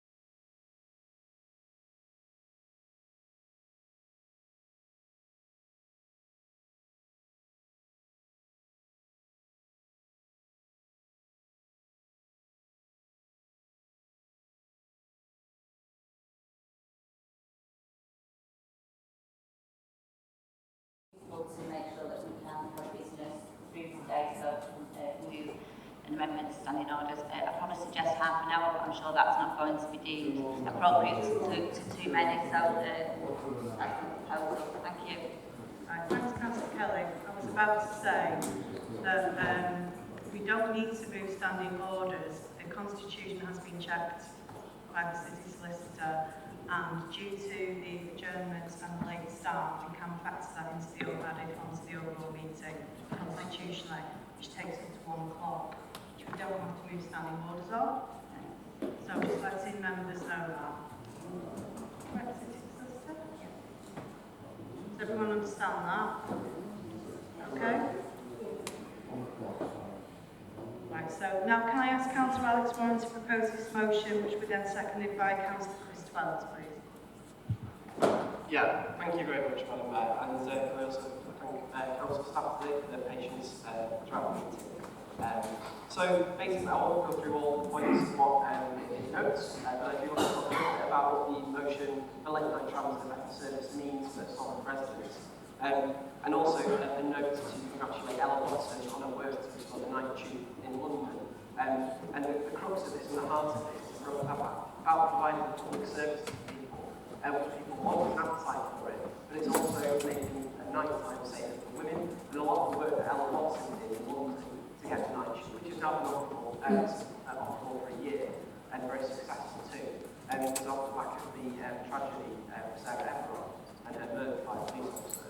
So one of the main points about this is asking Transport for Greater Manchester, of which I've had conversations with, is to run a 3-month trial of the night tram on the Eccles via Midi-City to actually underline service and to monitor its success. This would be good for our nighttime economy workers. Our current service really kind of responds to the 9 to 5 and mid to late evening. And we don't really think about our nighttime economy workers who are faced with a risky walk home in the dark or an expensive taxi home. And as the amendment that I don't think is going to go through today pointed out, expansion of the night service on the bus would be helpful as well. But this is all about trams. And also this motion wants to use the Labour group's political power, of which you worked over time to build up your group. You run the council and you're very successful at what you do when you do that as well. So one of these points is to get our city mayor to write to the mayor of Greater Manchester, Andy Burnham, for the support on this matter. We've got a 3-month trial on the tram to have dogs on it. Can we not ask for something that's like a nice, friendly, safe thing for people at night as well? This will help our workers, this will help our residents, and it's safer for women as well. This hasn't been done before, we've not tried it. Let's have a go. Thank you very much. Councillor Twells? Formally second chair, reserve the right.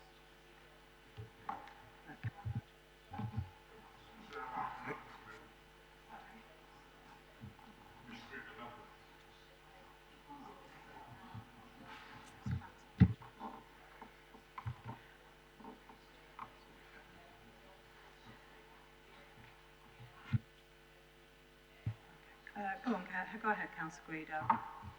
Thank you. First of all, we accept the motion, with or without our amendment, I have to say. But what we want to do, in fact, is just to be a bit more belt and braces, so to speak. Our concern is that when the trams reach their destination, in our case Eccles, then people are then likely to be stranded in Eccles because they can't then move on to other parts of West Salford. So the amendment which I'd like to move is right at the end to insert after the words Ashton underline, which is in the penultimate bullet point, to add the words together with a shuttle bus service for onward travel to outlying areas of Salford, such as Worsley, Boothstown, Ellenbrook, Walkden, Little Hulton and Swinton. And I think that is reasonable to accept that. Can I just add, in fact, that I do accept that the motion may not be absolutely 100% perfect, that there might well be certain errors in it, but I think it's the thrust of the motion that we're talking about today. It's the idea, the sentiment that we need to look after our night workers, that we need to look after those people that have gone for a night out and to enjoy themselves, and that they should be able to come home safely without fear of being attacked or by getting in the wrong type of car. You know, we hear all sorts of instances about people holding themselves out of taxis and they're not.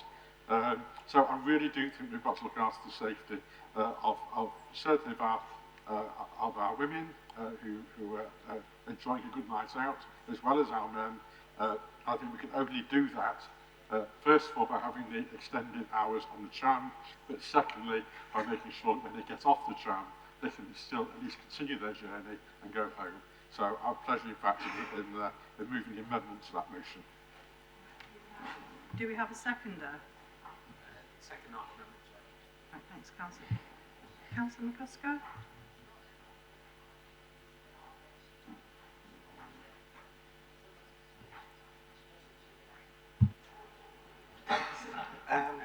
Yes, thanks, Chair. I don't think we're all a million miles away here across parties. Obviously, we've got issues with the motion as it stands. It's factually incorrect. Currently, transport passengers on metro is about 3/4 of what it was prior to the pandemic. It talks about other cities, which, if you actually follow the links that are in it, show that our trams leave after those in the majority of cases. We tried to amend it this morning to try and take into account all those facts, but unfortunately that's been deemed as not being acceptable because of the amount that we're changing this particular effort. However, under the Constitution, we've got the ability to put forward emergency motions, and under that emergency motion procedure, what we're requesting will be an adjournment to give an opportunity to meet with the councillors submitting the motion and agree a wording that's acceptable to us all, to bring that forward rather than getting the situation that we did at the last motion. So I think we could incorporate Councillor Guido's into that as well, and we'd have a unifying motion which seeks to do what we all want here, which is to have safe, accessible travel for all residents of Salford, regardless of whether they live next to a tram line or not next to a tram line. Thank you, Councillor McCusker. So Councillor Lancaster. Oh, sorry, seconder. Oh, sorry, seconder for the recommendation.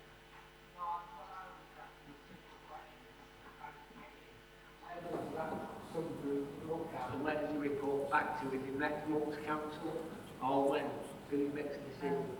I think Councillor McCusker has moved to adjourn. Yes. Have we got a seconder? Yes, Councillor Cusack. Sorry, can you just one moment, please?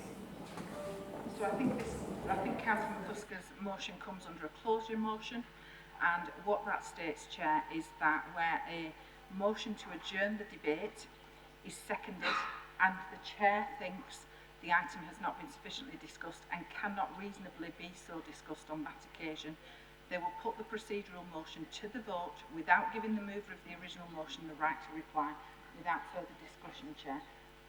Chair, you need to consider whether today there is sufficient time for this debate to proceed. Thank you, City Solicitor. So, having listened to the advice of the City Solicitor and because of what Councillor McCusker has proposed and what I've listened to from different members, I think because we are pressed for time and this is a really important issue, I think we all agree on that. I think this would be better to go to the next council meeting where we have the full time to discuss it once we've had that conversation as well. So it needs to go to the council. Yeah. So what we're going to do now is we're going to have a vote on the adjournment. What's the point of order?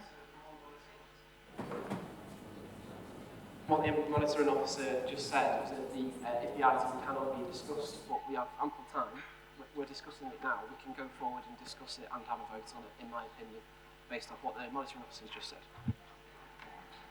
Can I remind the meeting that the Chair decides on the how the meeting is run and the procedural points together with the monitoring officer, and the Chair has stated that it will go to a vote. So can we now move to the vote, which I think we can do by a show of hands. So can we have a show of hands, please? In favour? In favour? In favour? The adjournment. Yes, thank you very much. That is carried. So that will now go to the next meeting.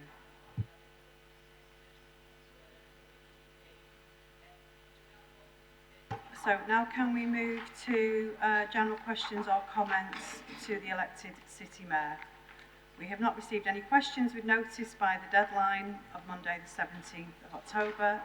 Therefore, do any members have any questions or comments to the City Mayor? Thank you.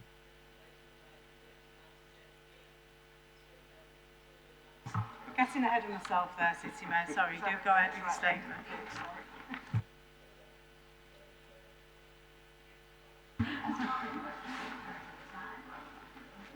Okay, good morning, Chair and members of the Council.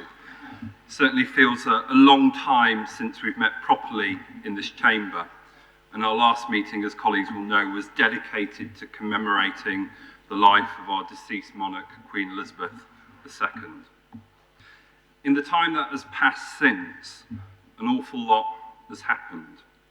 They say a week is a long time in politics, but I think that the events of the past 2 weeks have shocked a great many people nonetheless.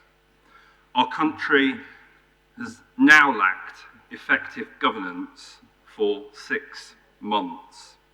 The months in the run-up to the Tory leadership contest and the utter chaos which is currently ravaging our nation since the appointment of the Prime Minister, Liz Truss MP. The former Chancellor Kwasi Kwarteng's mini-budget was catastrophic. 43 billion in tax cuts and 18 billion in planned public spending cuts, translated quickly into 70 billion worth of government deficit and a planned 33 billion in public spending cuts overnight.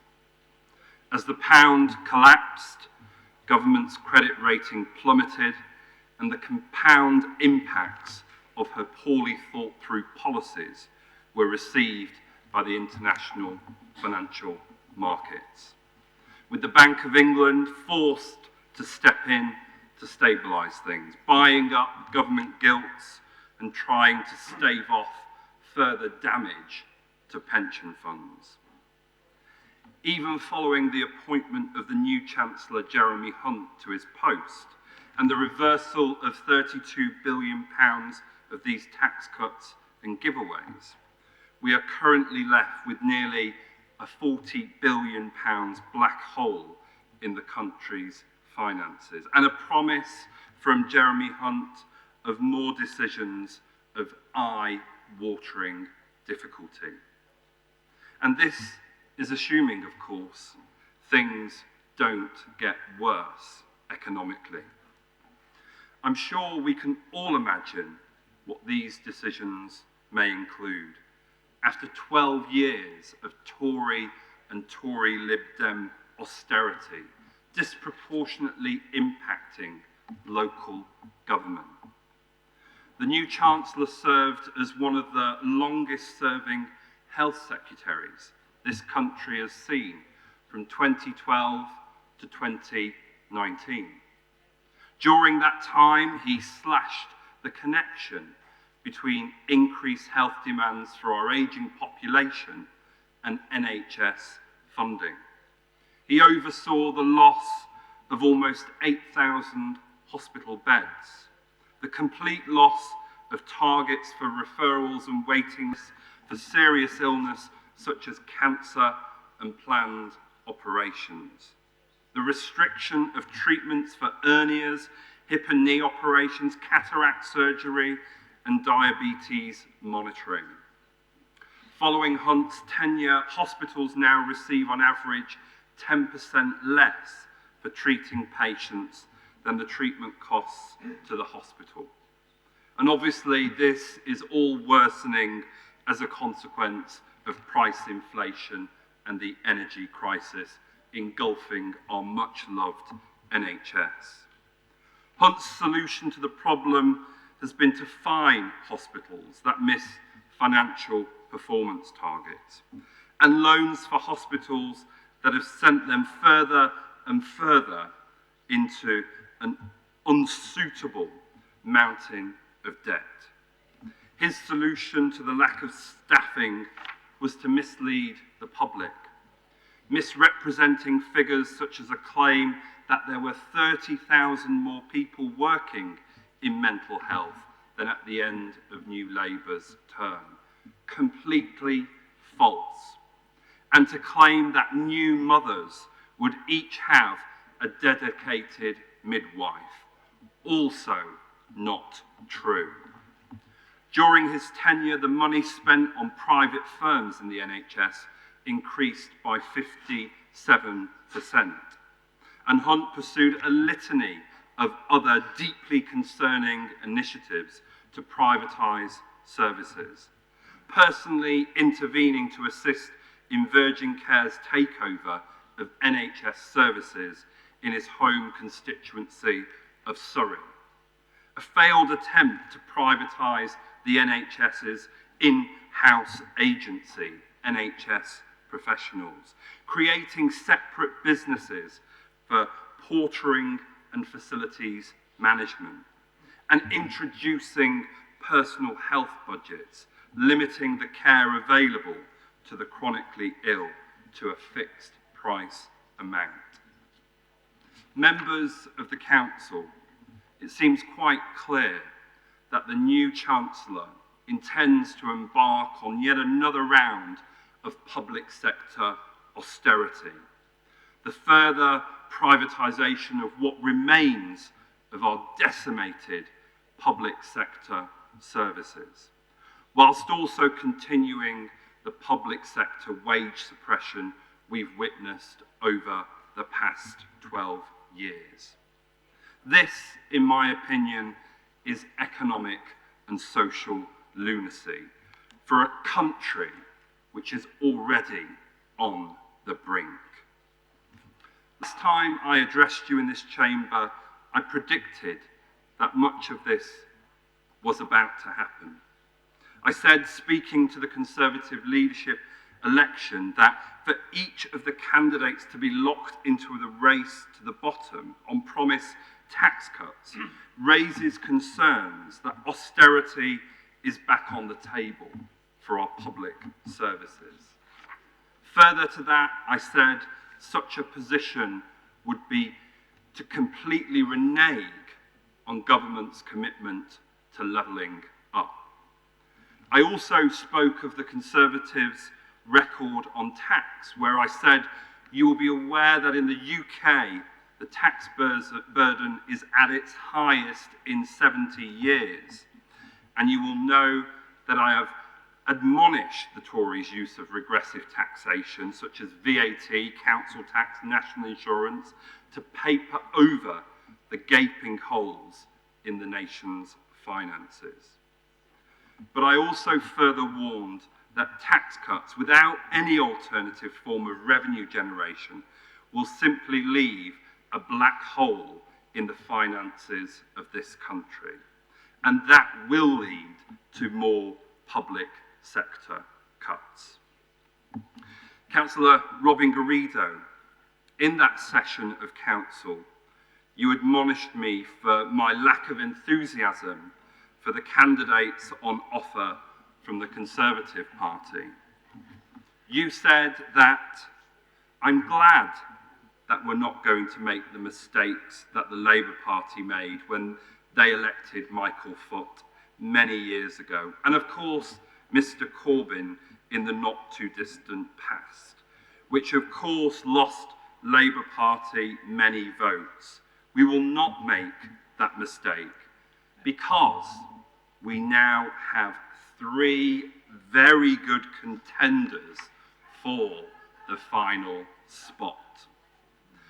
I wonder, Councillor Robin Garrido, if you will still stand by that statement today. Certainly, the polling does not bear out your own optimism.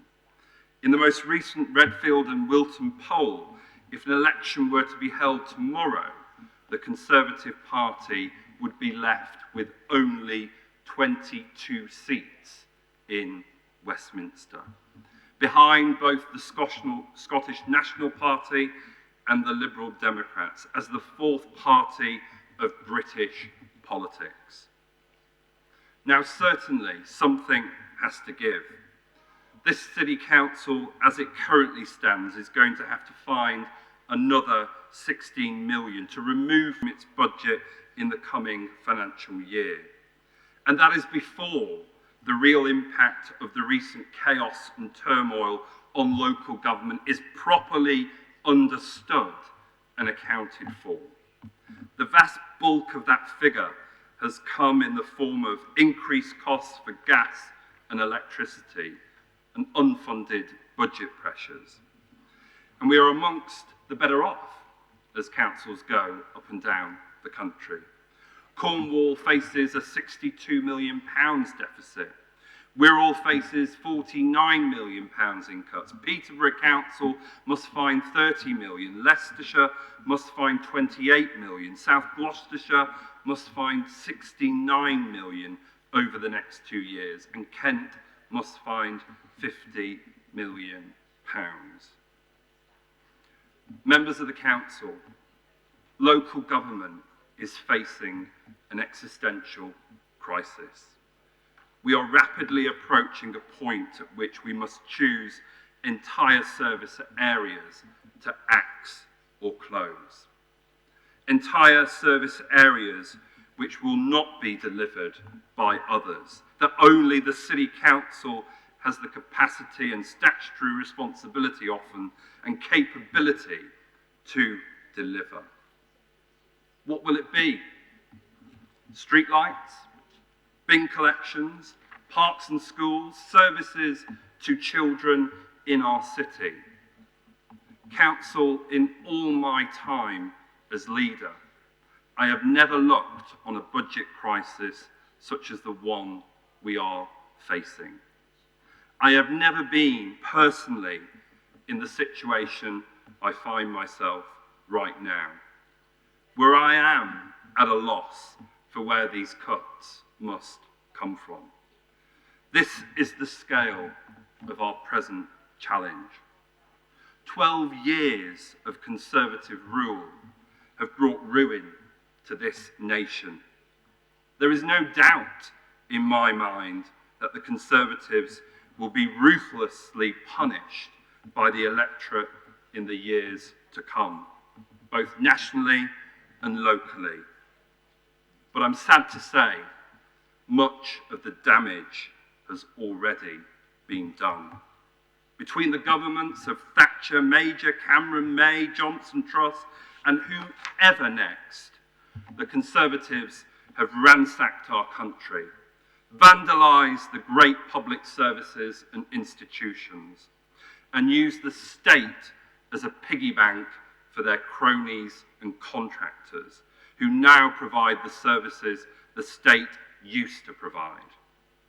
Colleagues, the Conservative Party have bankrupted the nation. You can only sell the family silver once, and when it's gone, it's gone.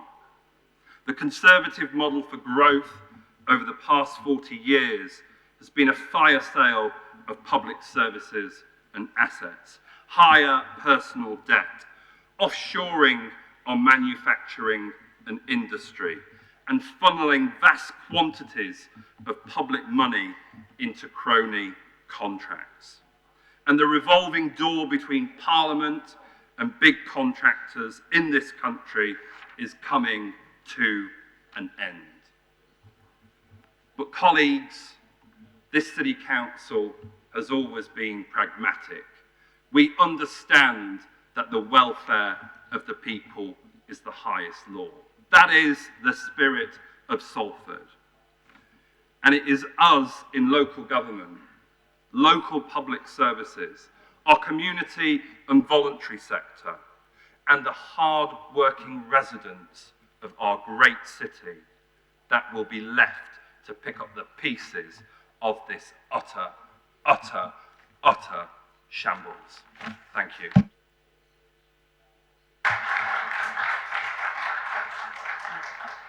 Thank you, City Mayor, we now move to questions and comments. We've got Councillor Garrido.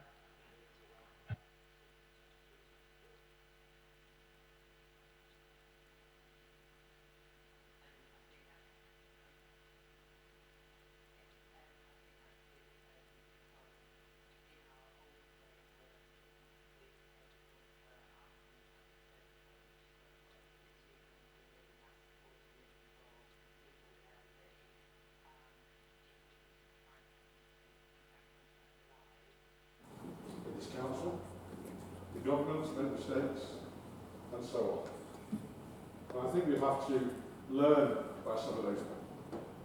Sorry, I think we have to learn by some of those mistakes.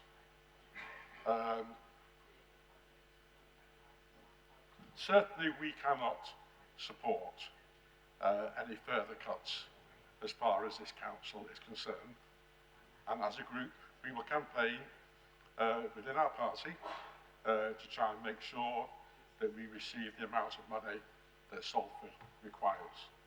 We have always said as a group that we put Salford first, and we will continue to put Salford first and do whatever we can to make sure that people in Salford do not suffer. But one of the reasons that we are suffering, and we mustn't forget this, Madam Mayor, is the fact that we've been through nearly 3 years of a situation in this country and around the world that we've never really faced before, apart from maybe in the Second World War or the First World War. We have had to spend, as a country, many, many billions, in fact hundreds of billions of pounds, in order to keep our people working, in order to keep some shops open, in order to allow people to feed their families. And that money had to be provided by the government at the time, led by Boris Johnson. Whether you're a Boris Johnson fan or not, one has to accept that he did the right thing by the country, and in fact he provided the funds that were necessary to enable people to live without too much suffering. So that's the point at which we start with the economy. We start with an economy that is already at its lowest ever ebb. And how you actually solve those problems, whether it's by tax cuts or whether it's not by tax cuts, is obviously the opinion of those that are currently in charge. And I'm not going to make any decision at this stage as to whether they are right or wrong. I clearly have my own opinions, and I clearly understand that we need to make sure that, first of all, there is sufficient money for everybody before we start giving money away. I think that's really important. Now, just moving on. Incidentally, I don't think we'll ever get as low as Michael thought, but, you know, there you go, you never know. Moving on, you've mentioned, City Mayor, about the amount of money which has been spent on private firms in terms of helping people in the NHS. Now, I, for one, welcomed the amount of help that's been given by private hospitals using the NHS. They enabled many, many of our people in Salford to have operations carried out that they would not otherwise have been able to have, whether that be a replacement knee joints, a replacement hip, or whether it be cataracts or whatever, right? These private hospitals, with the aid of money from the government, have been able to make life easier, quicker, for very, very many of our Salford residents. And I will certainly not criticise that expenditure. We do have gaping holes in our finances, and we have to try and make sure that the money that we do have available, both locally and nationally, is spent in the best possible way.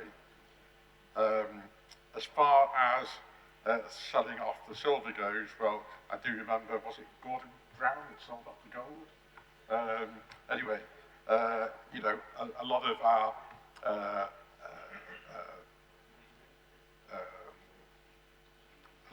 treasures, if you want to put it that way, have already gone, and I don't think we're going to be responsible for getting rid of any more.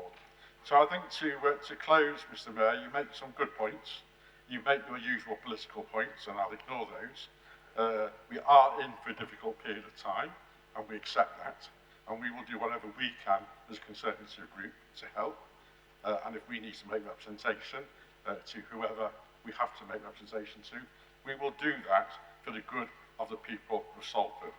But we will do it without being bullied into by political diatribe.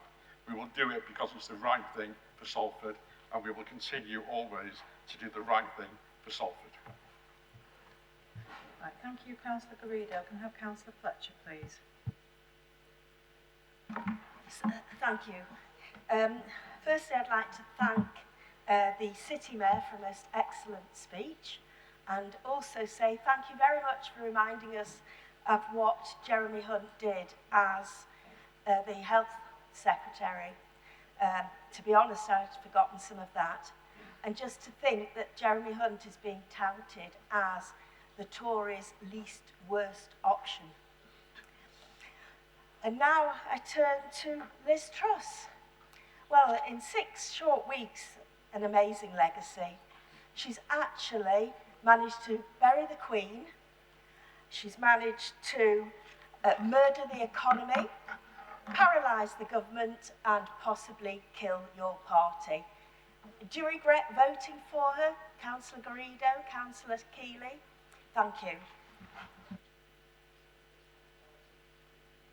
Right.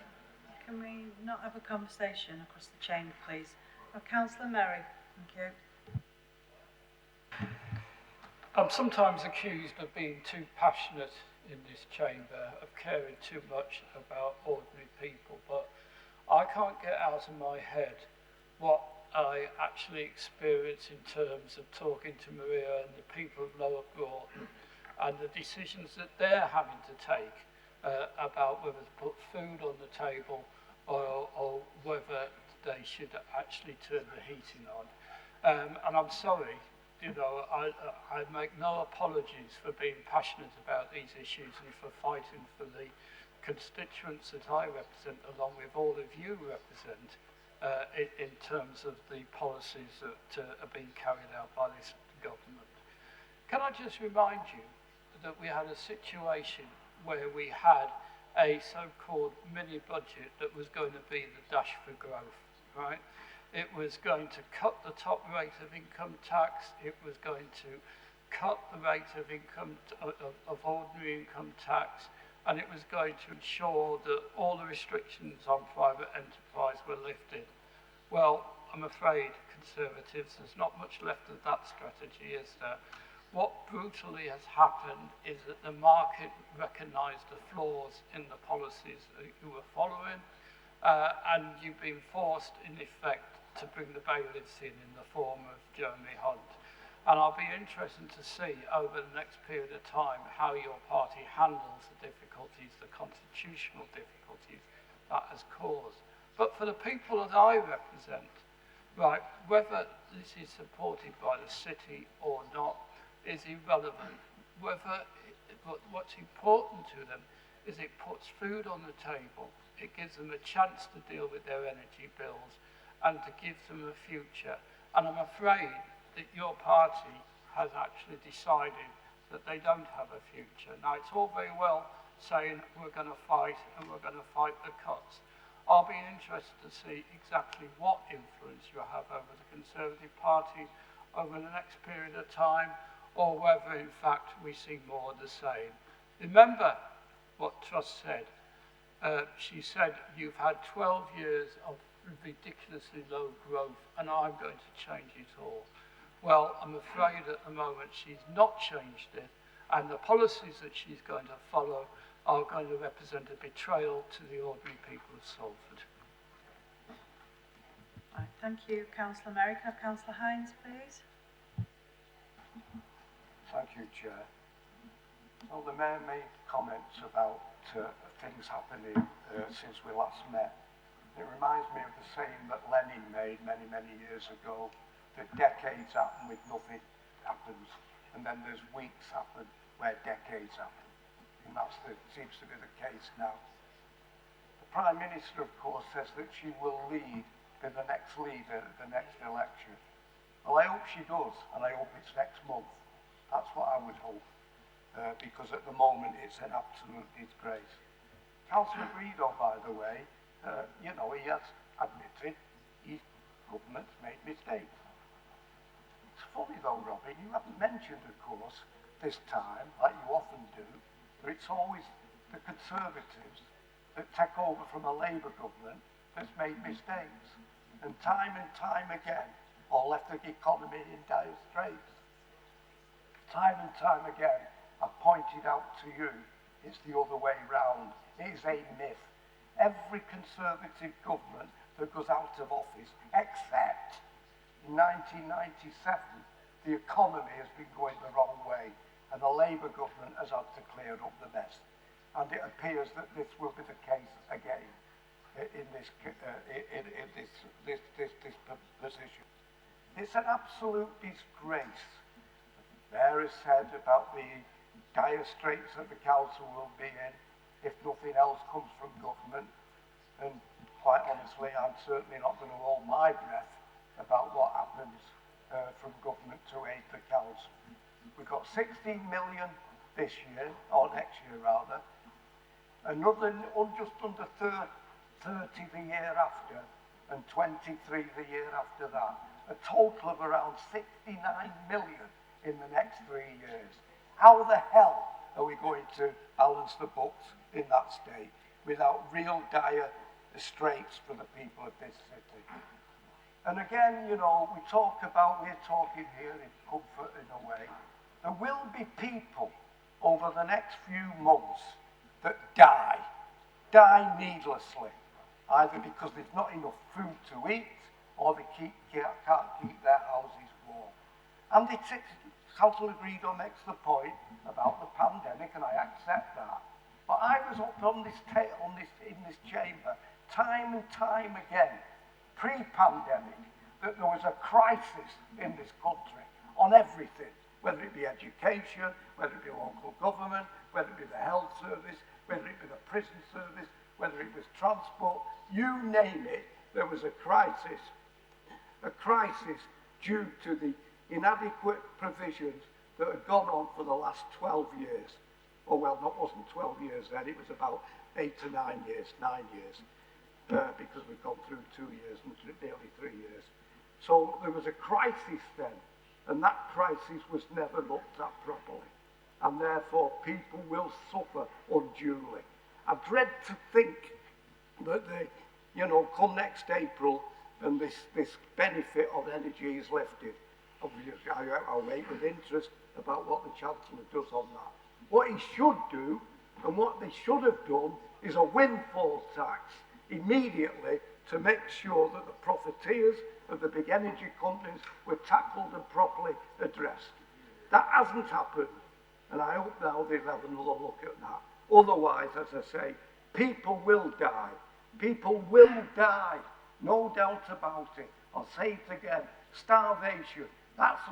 This isn't a country, the 5th or 6th richest country in the world, where we're considering dying of the lack of food, dying because they can't put the heating on. It's an absolute disgrace, a disgrace.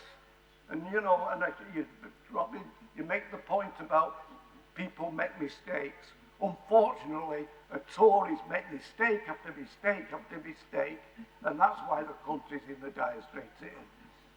Thank you, Chair. Thank you, Councillor Hines. Now, Councillor Brabiner, please. Thank you.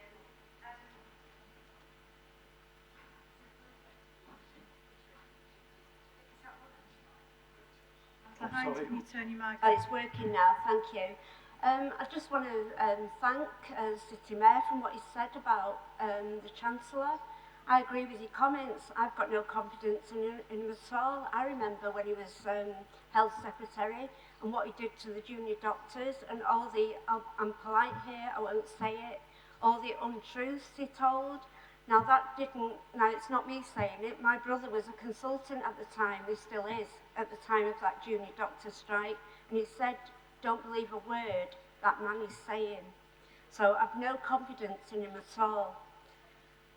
Councillor Merry is quite right in saying in our constituency, our ward of Broughton, People are going hungry. We've seen for ourselves. There's a food queue at St James's Church, Higher Broughton, 3 times a week.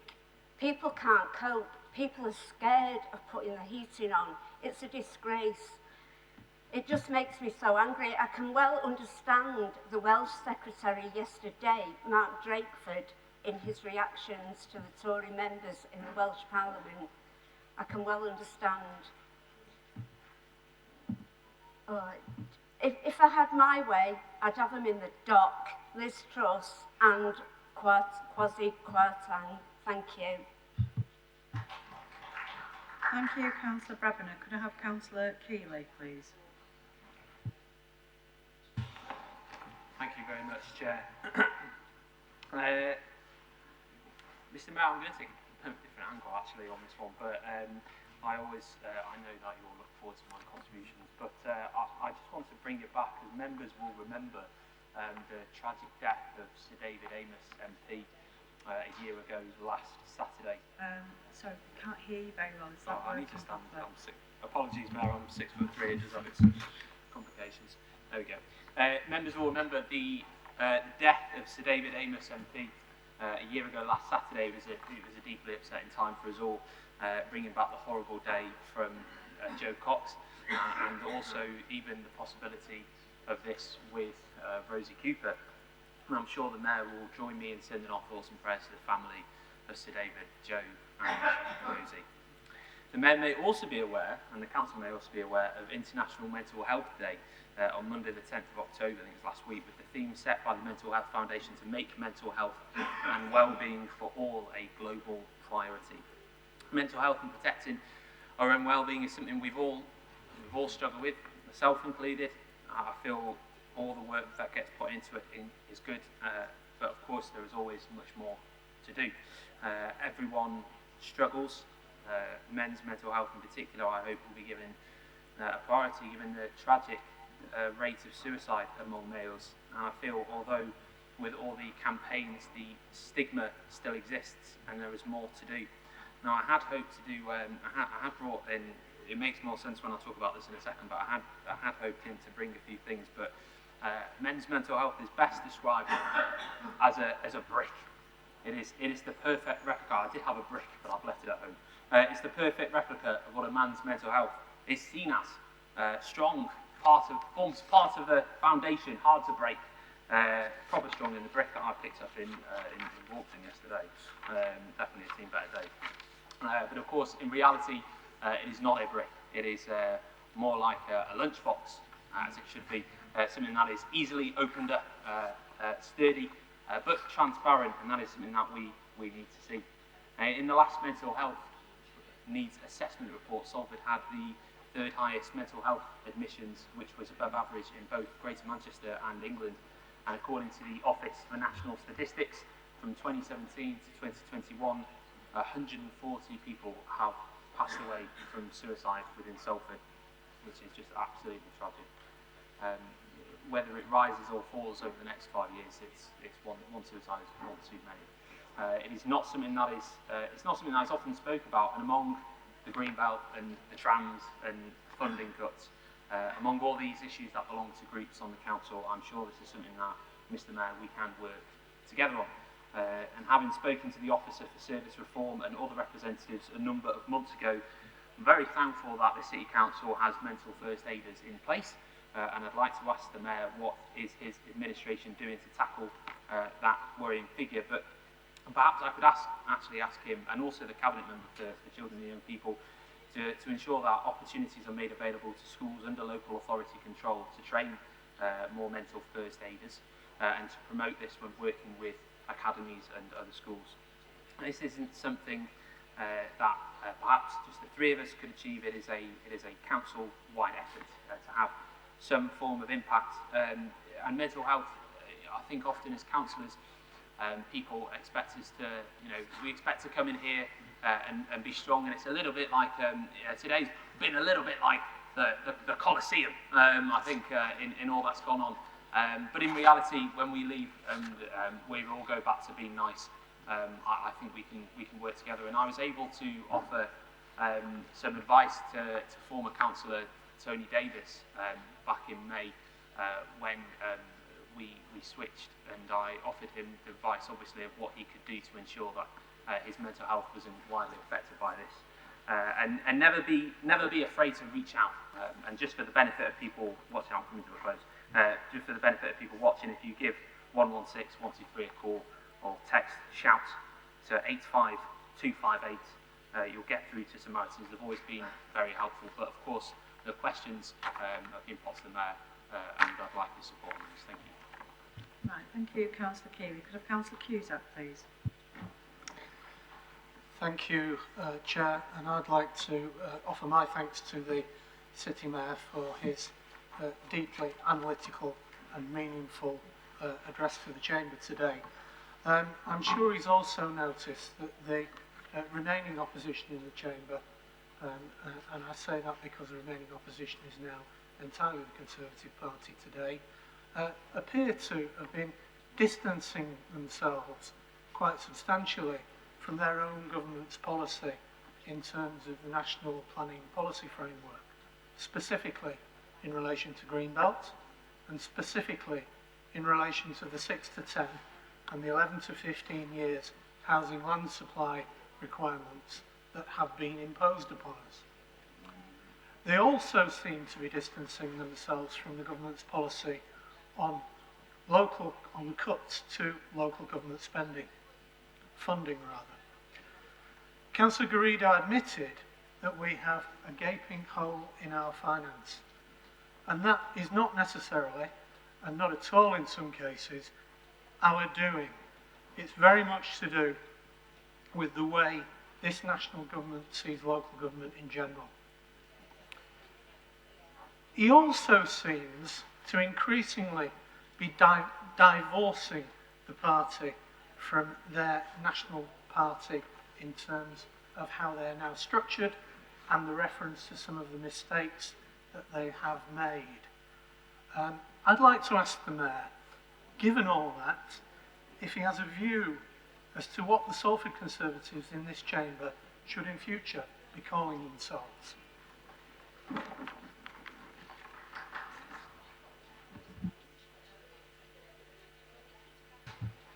Thank you, Councillor Cusack. Can I have Councillor Amana Gola, please?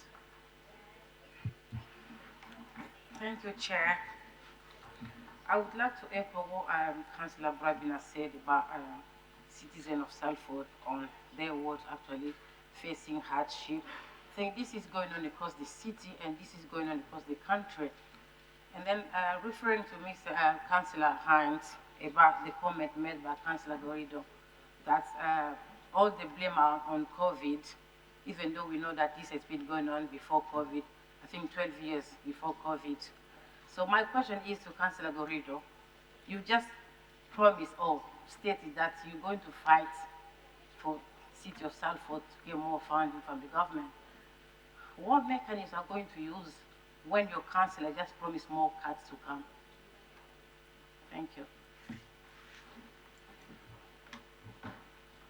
Thank you, Councillor Amana Gola. Can I have Councillor Hamilton, please?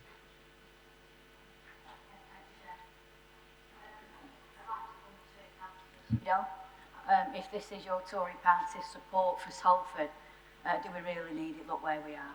You know, you said your continued support. I'm wondering what that meant and where we are.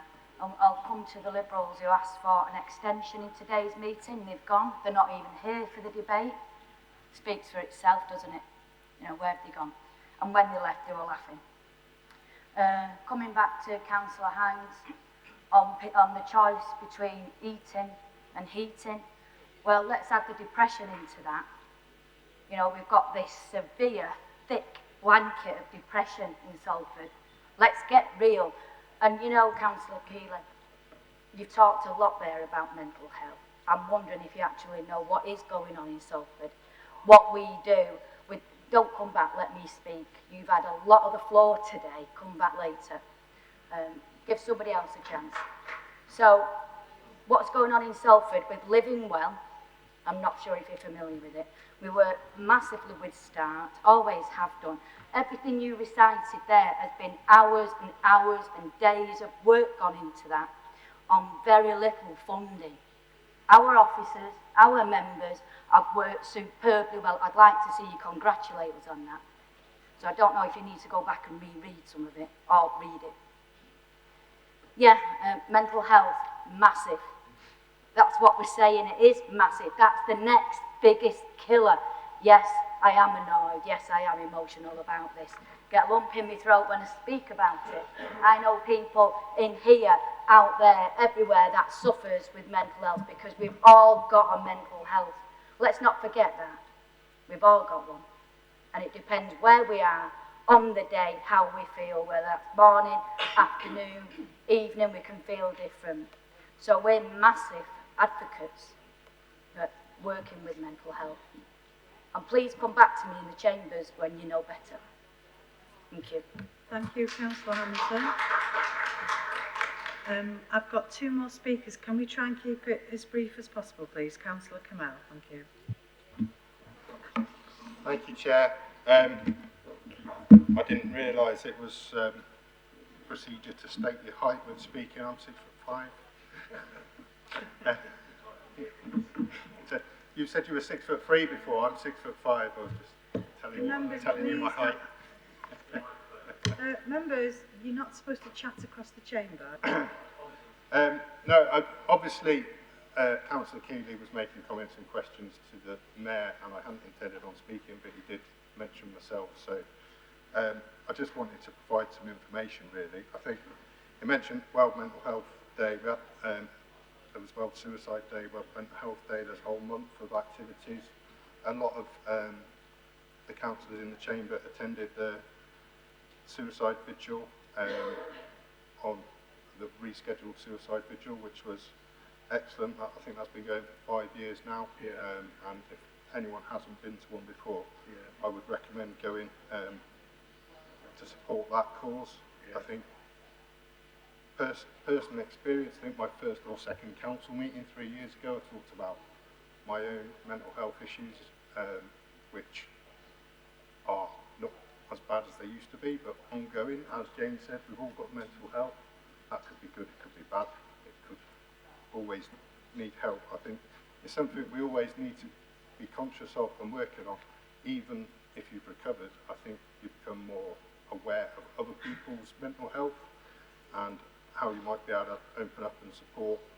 And support what Councillor Keeley said about reach out, speak to people. If you are suffering, then please don't keep it to yourself. Just in relation to the suggestions on mental health first aiders in schools, I know a lot of our schools have got a lot of support in place for mental health. I just wanted to point everyone's attention to Salford Thrive Directory, which is on the council's website, which I do believe has been to an all-member briefing recently. There's lots and lots of advice, and it links to lots and lots of services that are available to all the people in Salford, but there's a specific section for 0 to 25s and how they can get help. There's everything on there. I won't go through it now because I know we're short on time. Thank you. Thank you, Councillor Kamel. Can we keep it brief, the next two speakers, then we have to close that because City Mayor has to come back on this. So can I have Councillor Pepper, please? Thank you, Chair.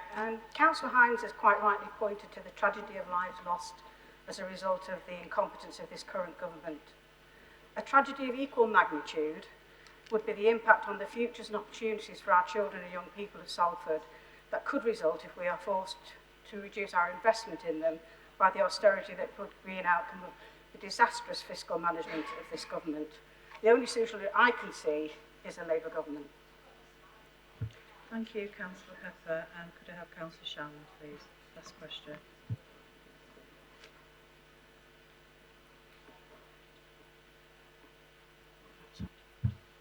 Thank you, Chair. Thank you for the speech for City Mayor. I just want to ask a question to the Councillor Garrido. He's talking about we want a better life for people. How can we have a better life for people with the government austerity? When we are talking about economic growth, This implies investment, releasing money. That means you invest in different things, then we can create jobs and people can have more income. Now, if you want the better life for people with the government austerity, what is going to happen? What kind of strategy? At the moment, the chancellor, they are changing chancellor every month. We don't know who's going to be next chancellor after 1 month. It's quite tricky. Now people are living in poverty because of the government's austerity. How do we want the better life for people? Thank you. Thank you. Councillor Sharma, Sobering City Mayor. Thank you.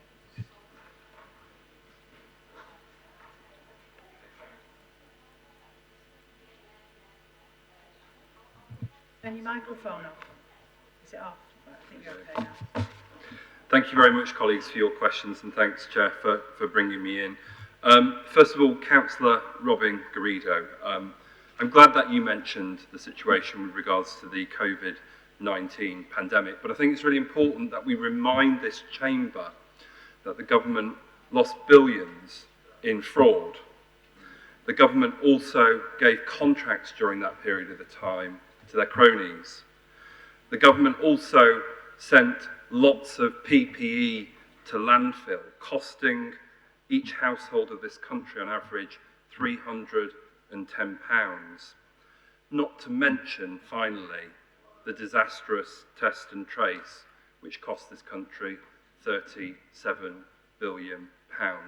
And as a consequence of all of this, as Councillor Hines just mentioned, the lives lost because of the response from central government. I think it's really important that we contextualise what we mean by COVID-19 and the impact it's had. But more importantly, I think it's important we acknowledge that actually this situation could have been much better handled. And people made a lot of money out of a national crisis, which this country, future generations, and the young people of this country will continue to pay the price for. Moving on to your comments around the use of private firms in the National Health Service. I accept at the moment, when we look at waiting lists and the situation with regards to the urgency of care, we absolutely need to use private hospitals in the short term to treat those most vulnerable people within our communities. But we've got to ask ourselves, why are we in this position where we're having to use private hospitals in the first place? And that goes to the heart of what I tried to address with regards to the Chancellor now and what he did when he was Health Secretary. We've privatised our NHS. You know, it's not something to be privatised. Privatisation of the NHS has already set in. We've hollowed out our NHS. We've got rid of bed capacity. We've not had a proper workforce strategy for training doctors and nurses and allied health professions within this country. That is why the NHS is in crisis, and that is why at the moment, to save people's lives, we're being forced to use private providers. It's a scandal, colleagues, and we need to reverse this, and a future Labour government is the only vehicle to reverse this. The Tories have no interest in free healthcare. The Tories have no interest in a national health service provided by the public sector.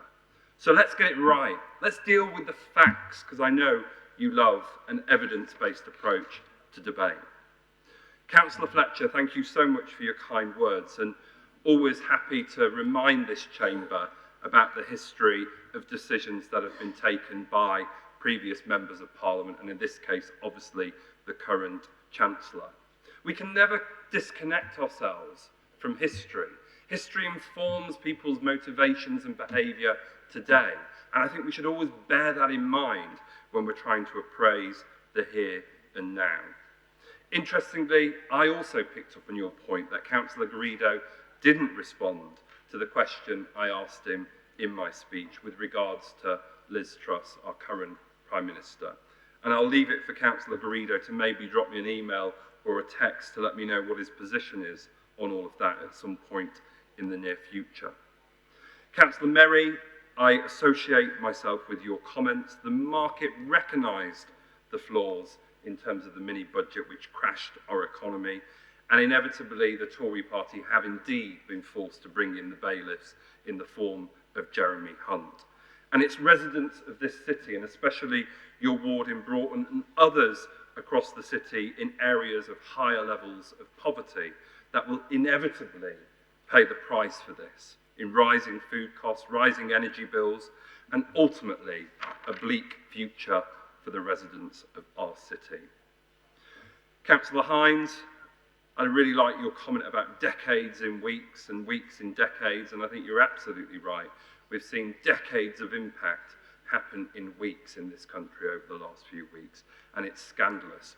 Who's going to be picking up the tab for this? It's the poorest in society, it's public services, it's local government, it's the front line, it's public sector workers, it's the community and voluntary sector, while the people at the top almost exonerate themselves and wash their hands of any culpability and responsibility. And also, you're right, I also picked up that we didn't hear from Councillor Greedo that it's all Labour's fault, and it's Labour's fault why we're in this mess. Maybe the Tory party in Salford are starting to realise that their own party is actually the problem here. But also, Councillor Hines, you made some really important points, because the consequences of all of this, sometimes get lost, don't they, in political debate. And the consequences are people will lose their lives because they're unable to feed themselves, they're unable to heat themselves, and they're unable to do lots of things that we would all often take for granted. This is one of the richest economies in the world. We're supposed to export civilization to the rest of the world, and we can't even feed and heat our own people. This is a tragedy, it's a scandal, and it's all down to the utter incompetence of 12 years of Tory rule. Councillor Brabiner, thank you again for your comments, and you reminded me about the situation with the junior doctors and the strikes. I know we supported some of that activity here in the city of Salford. And you also reminded me that we have a Chancellor that thinks telling untruths is an acceptable way to govern. And like you, I have no confidence in the government, and I have no confidence in the Chancellor when we look at his track record.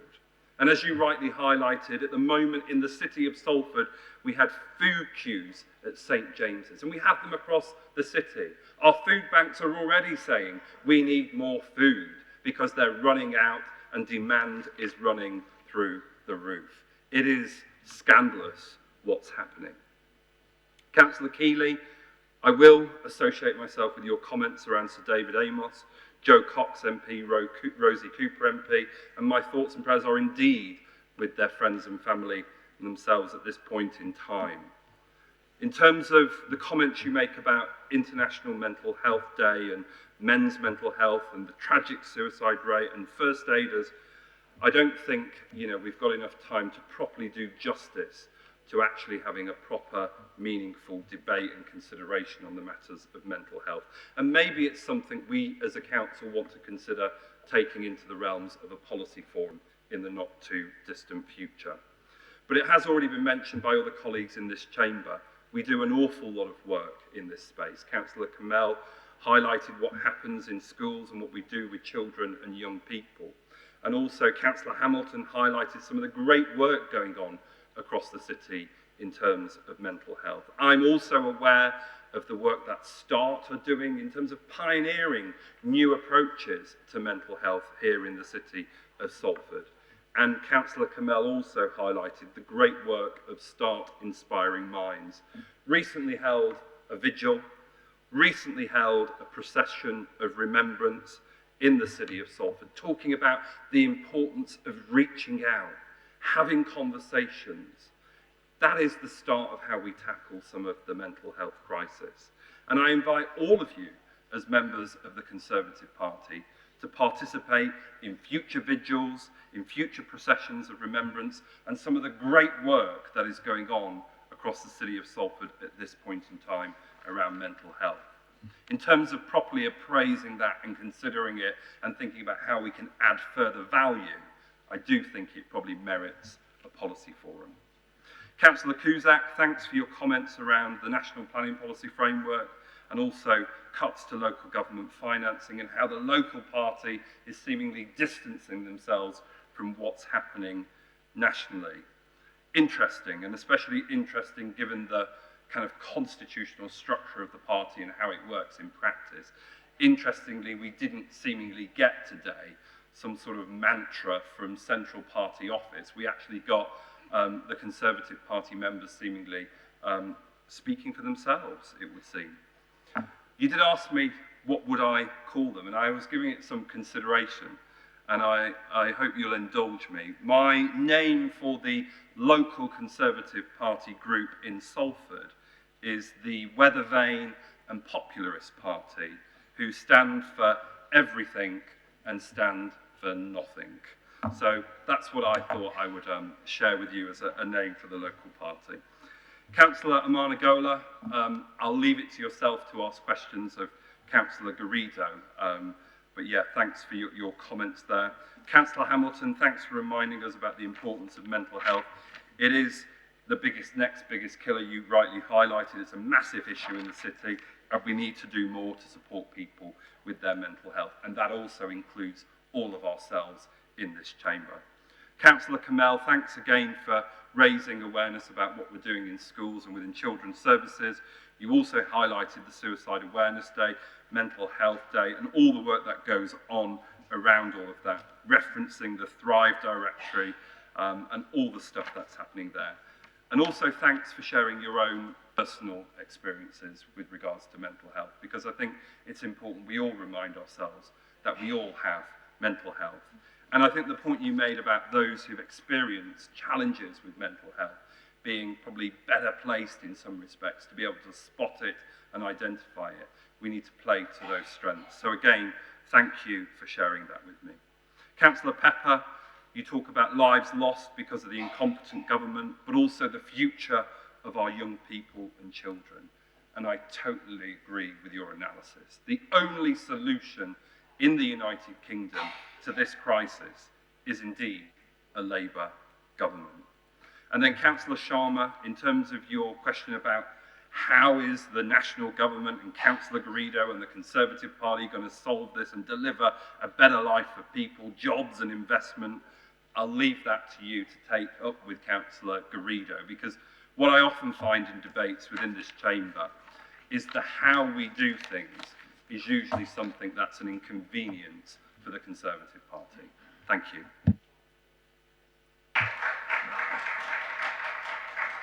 Right, thank you, City Mayor. And now, if we could just quickly run through the next agenda item, we could get through all the business, so just bear with.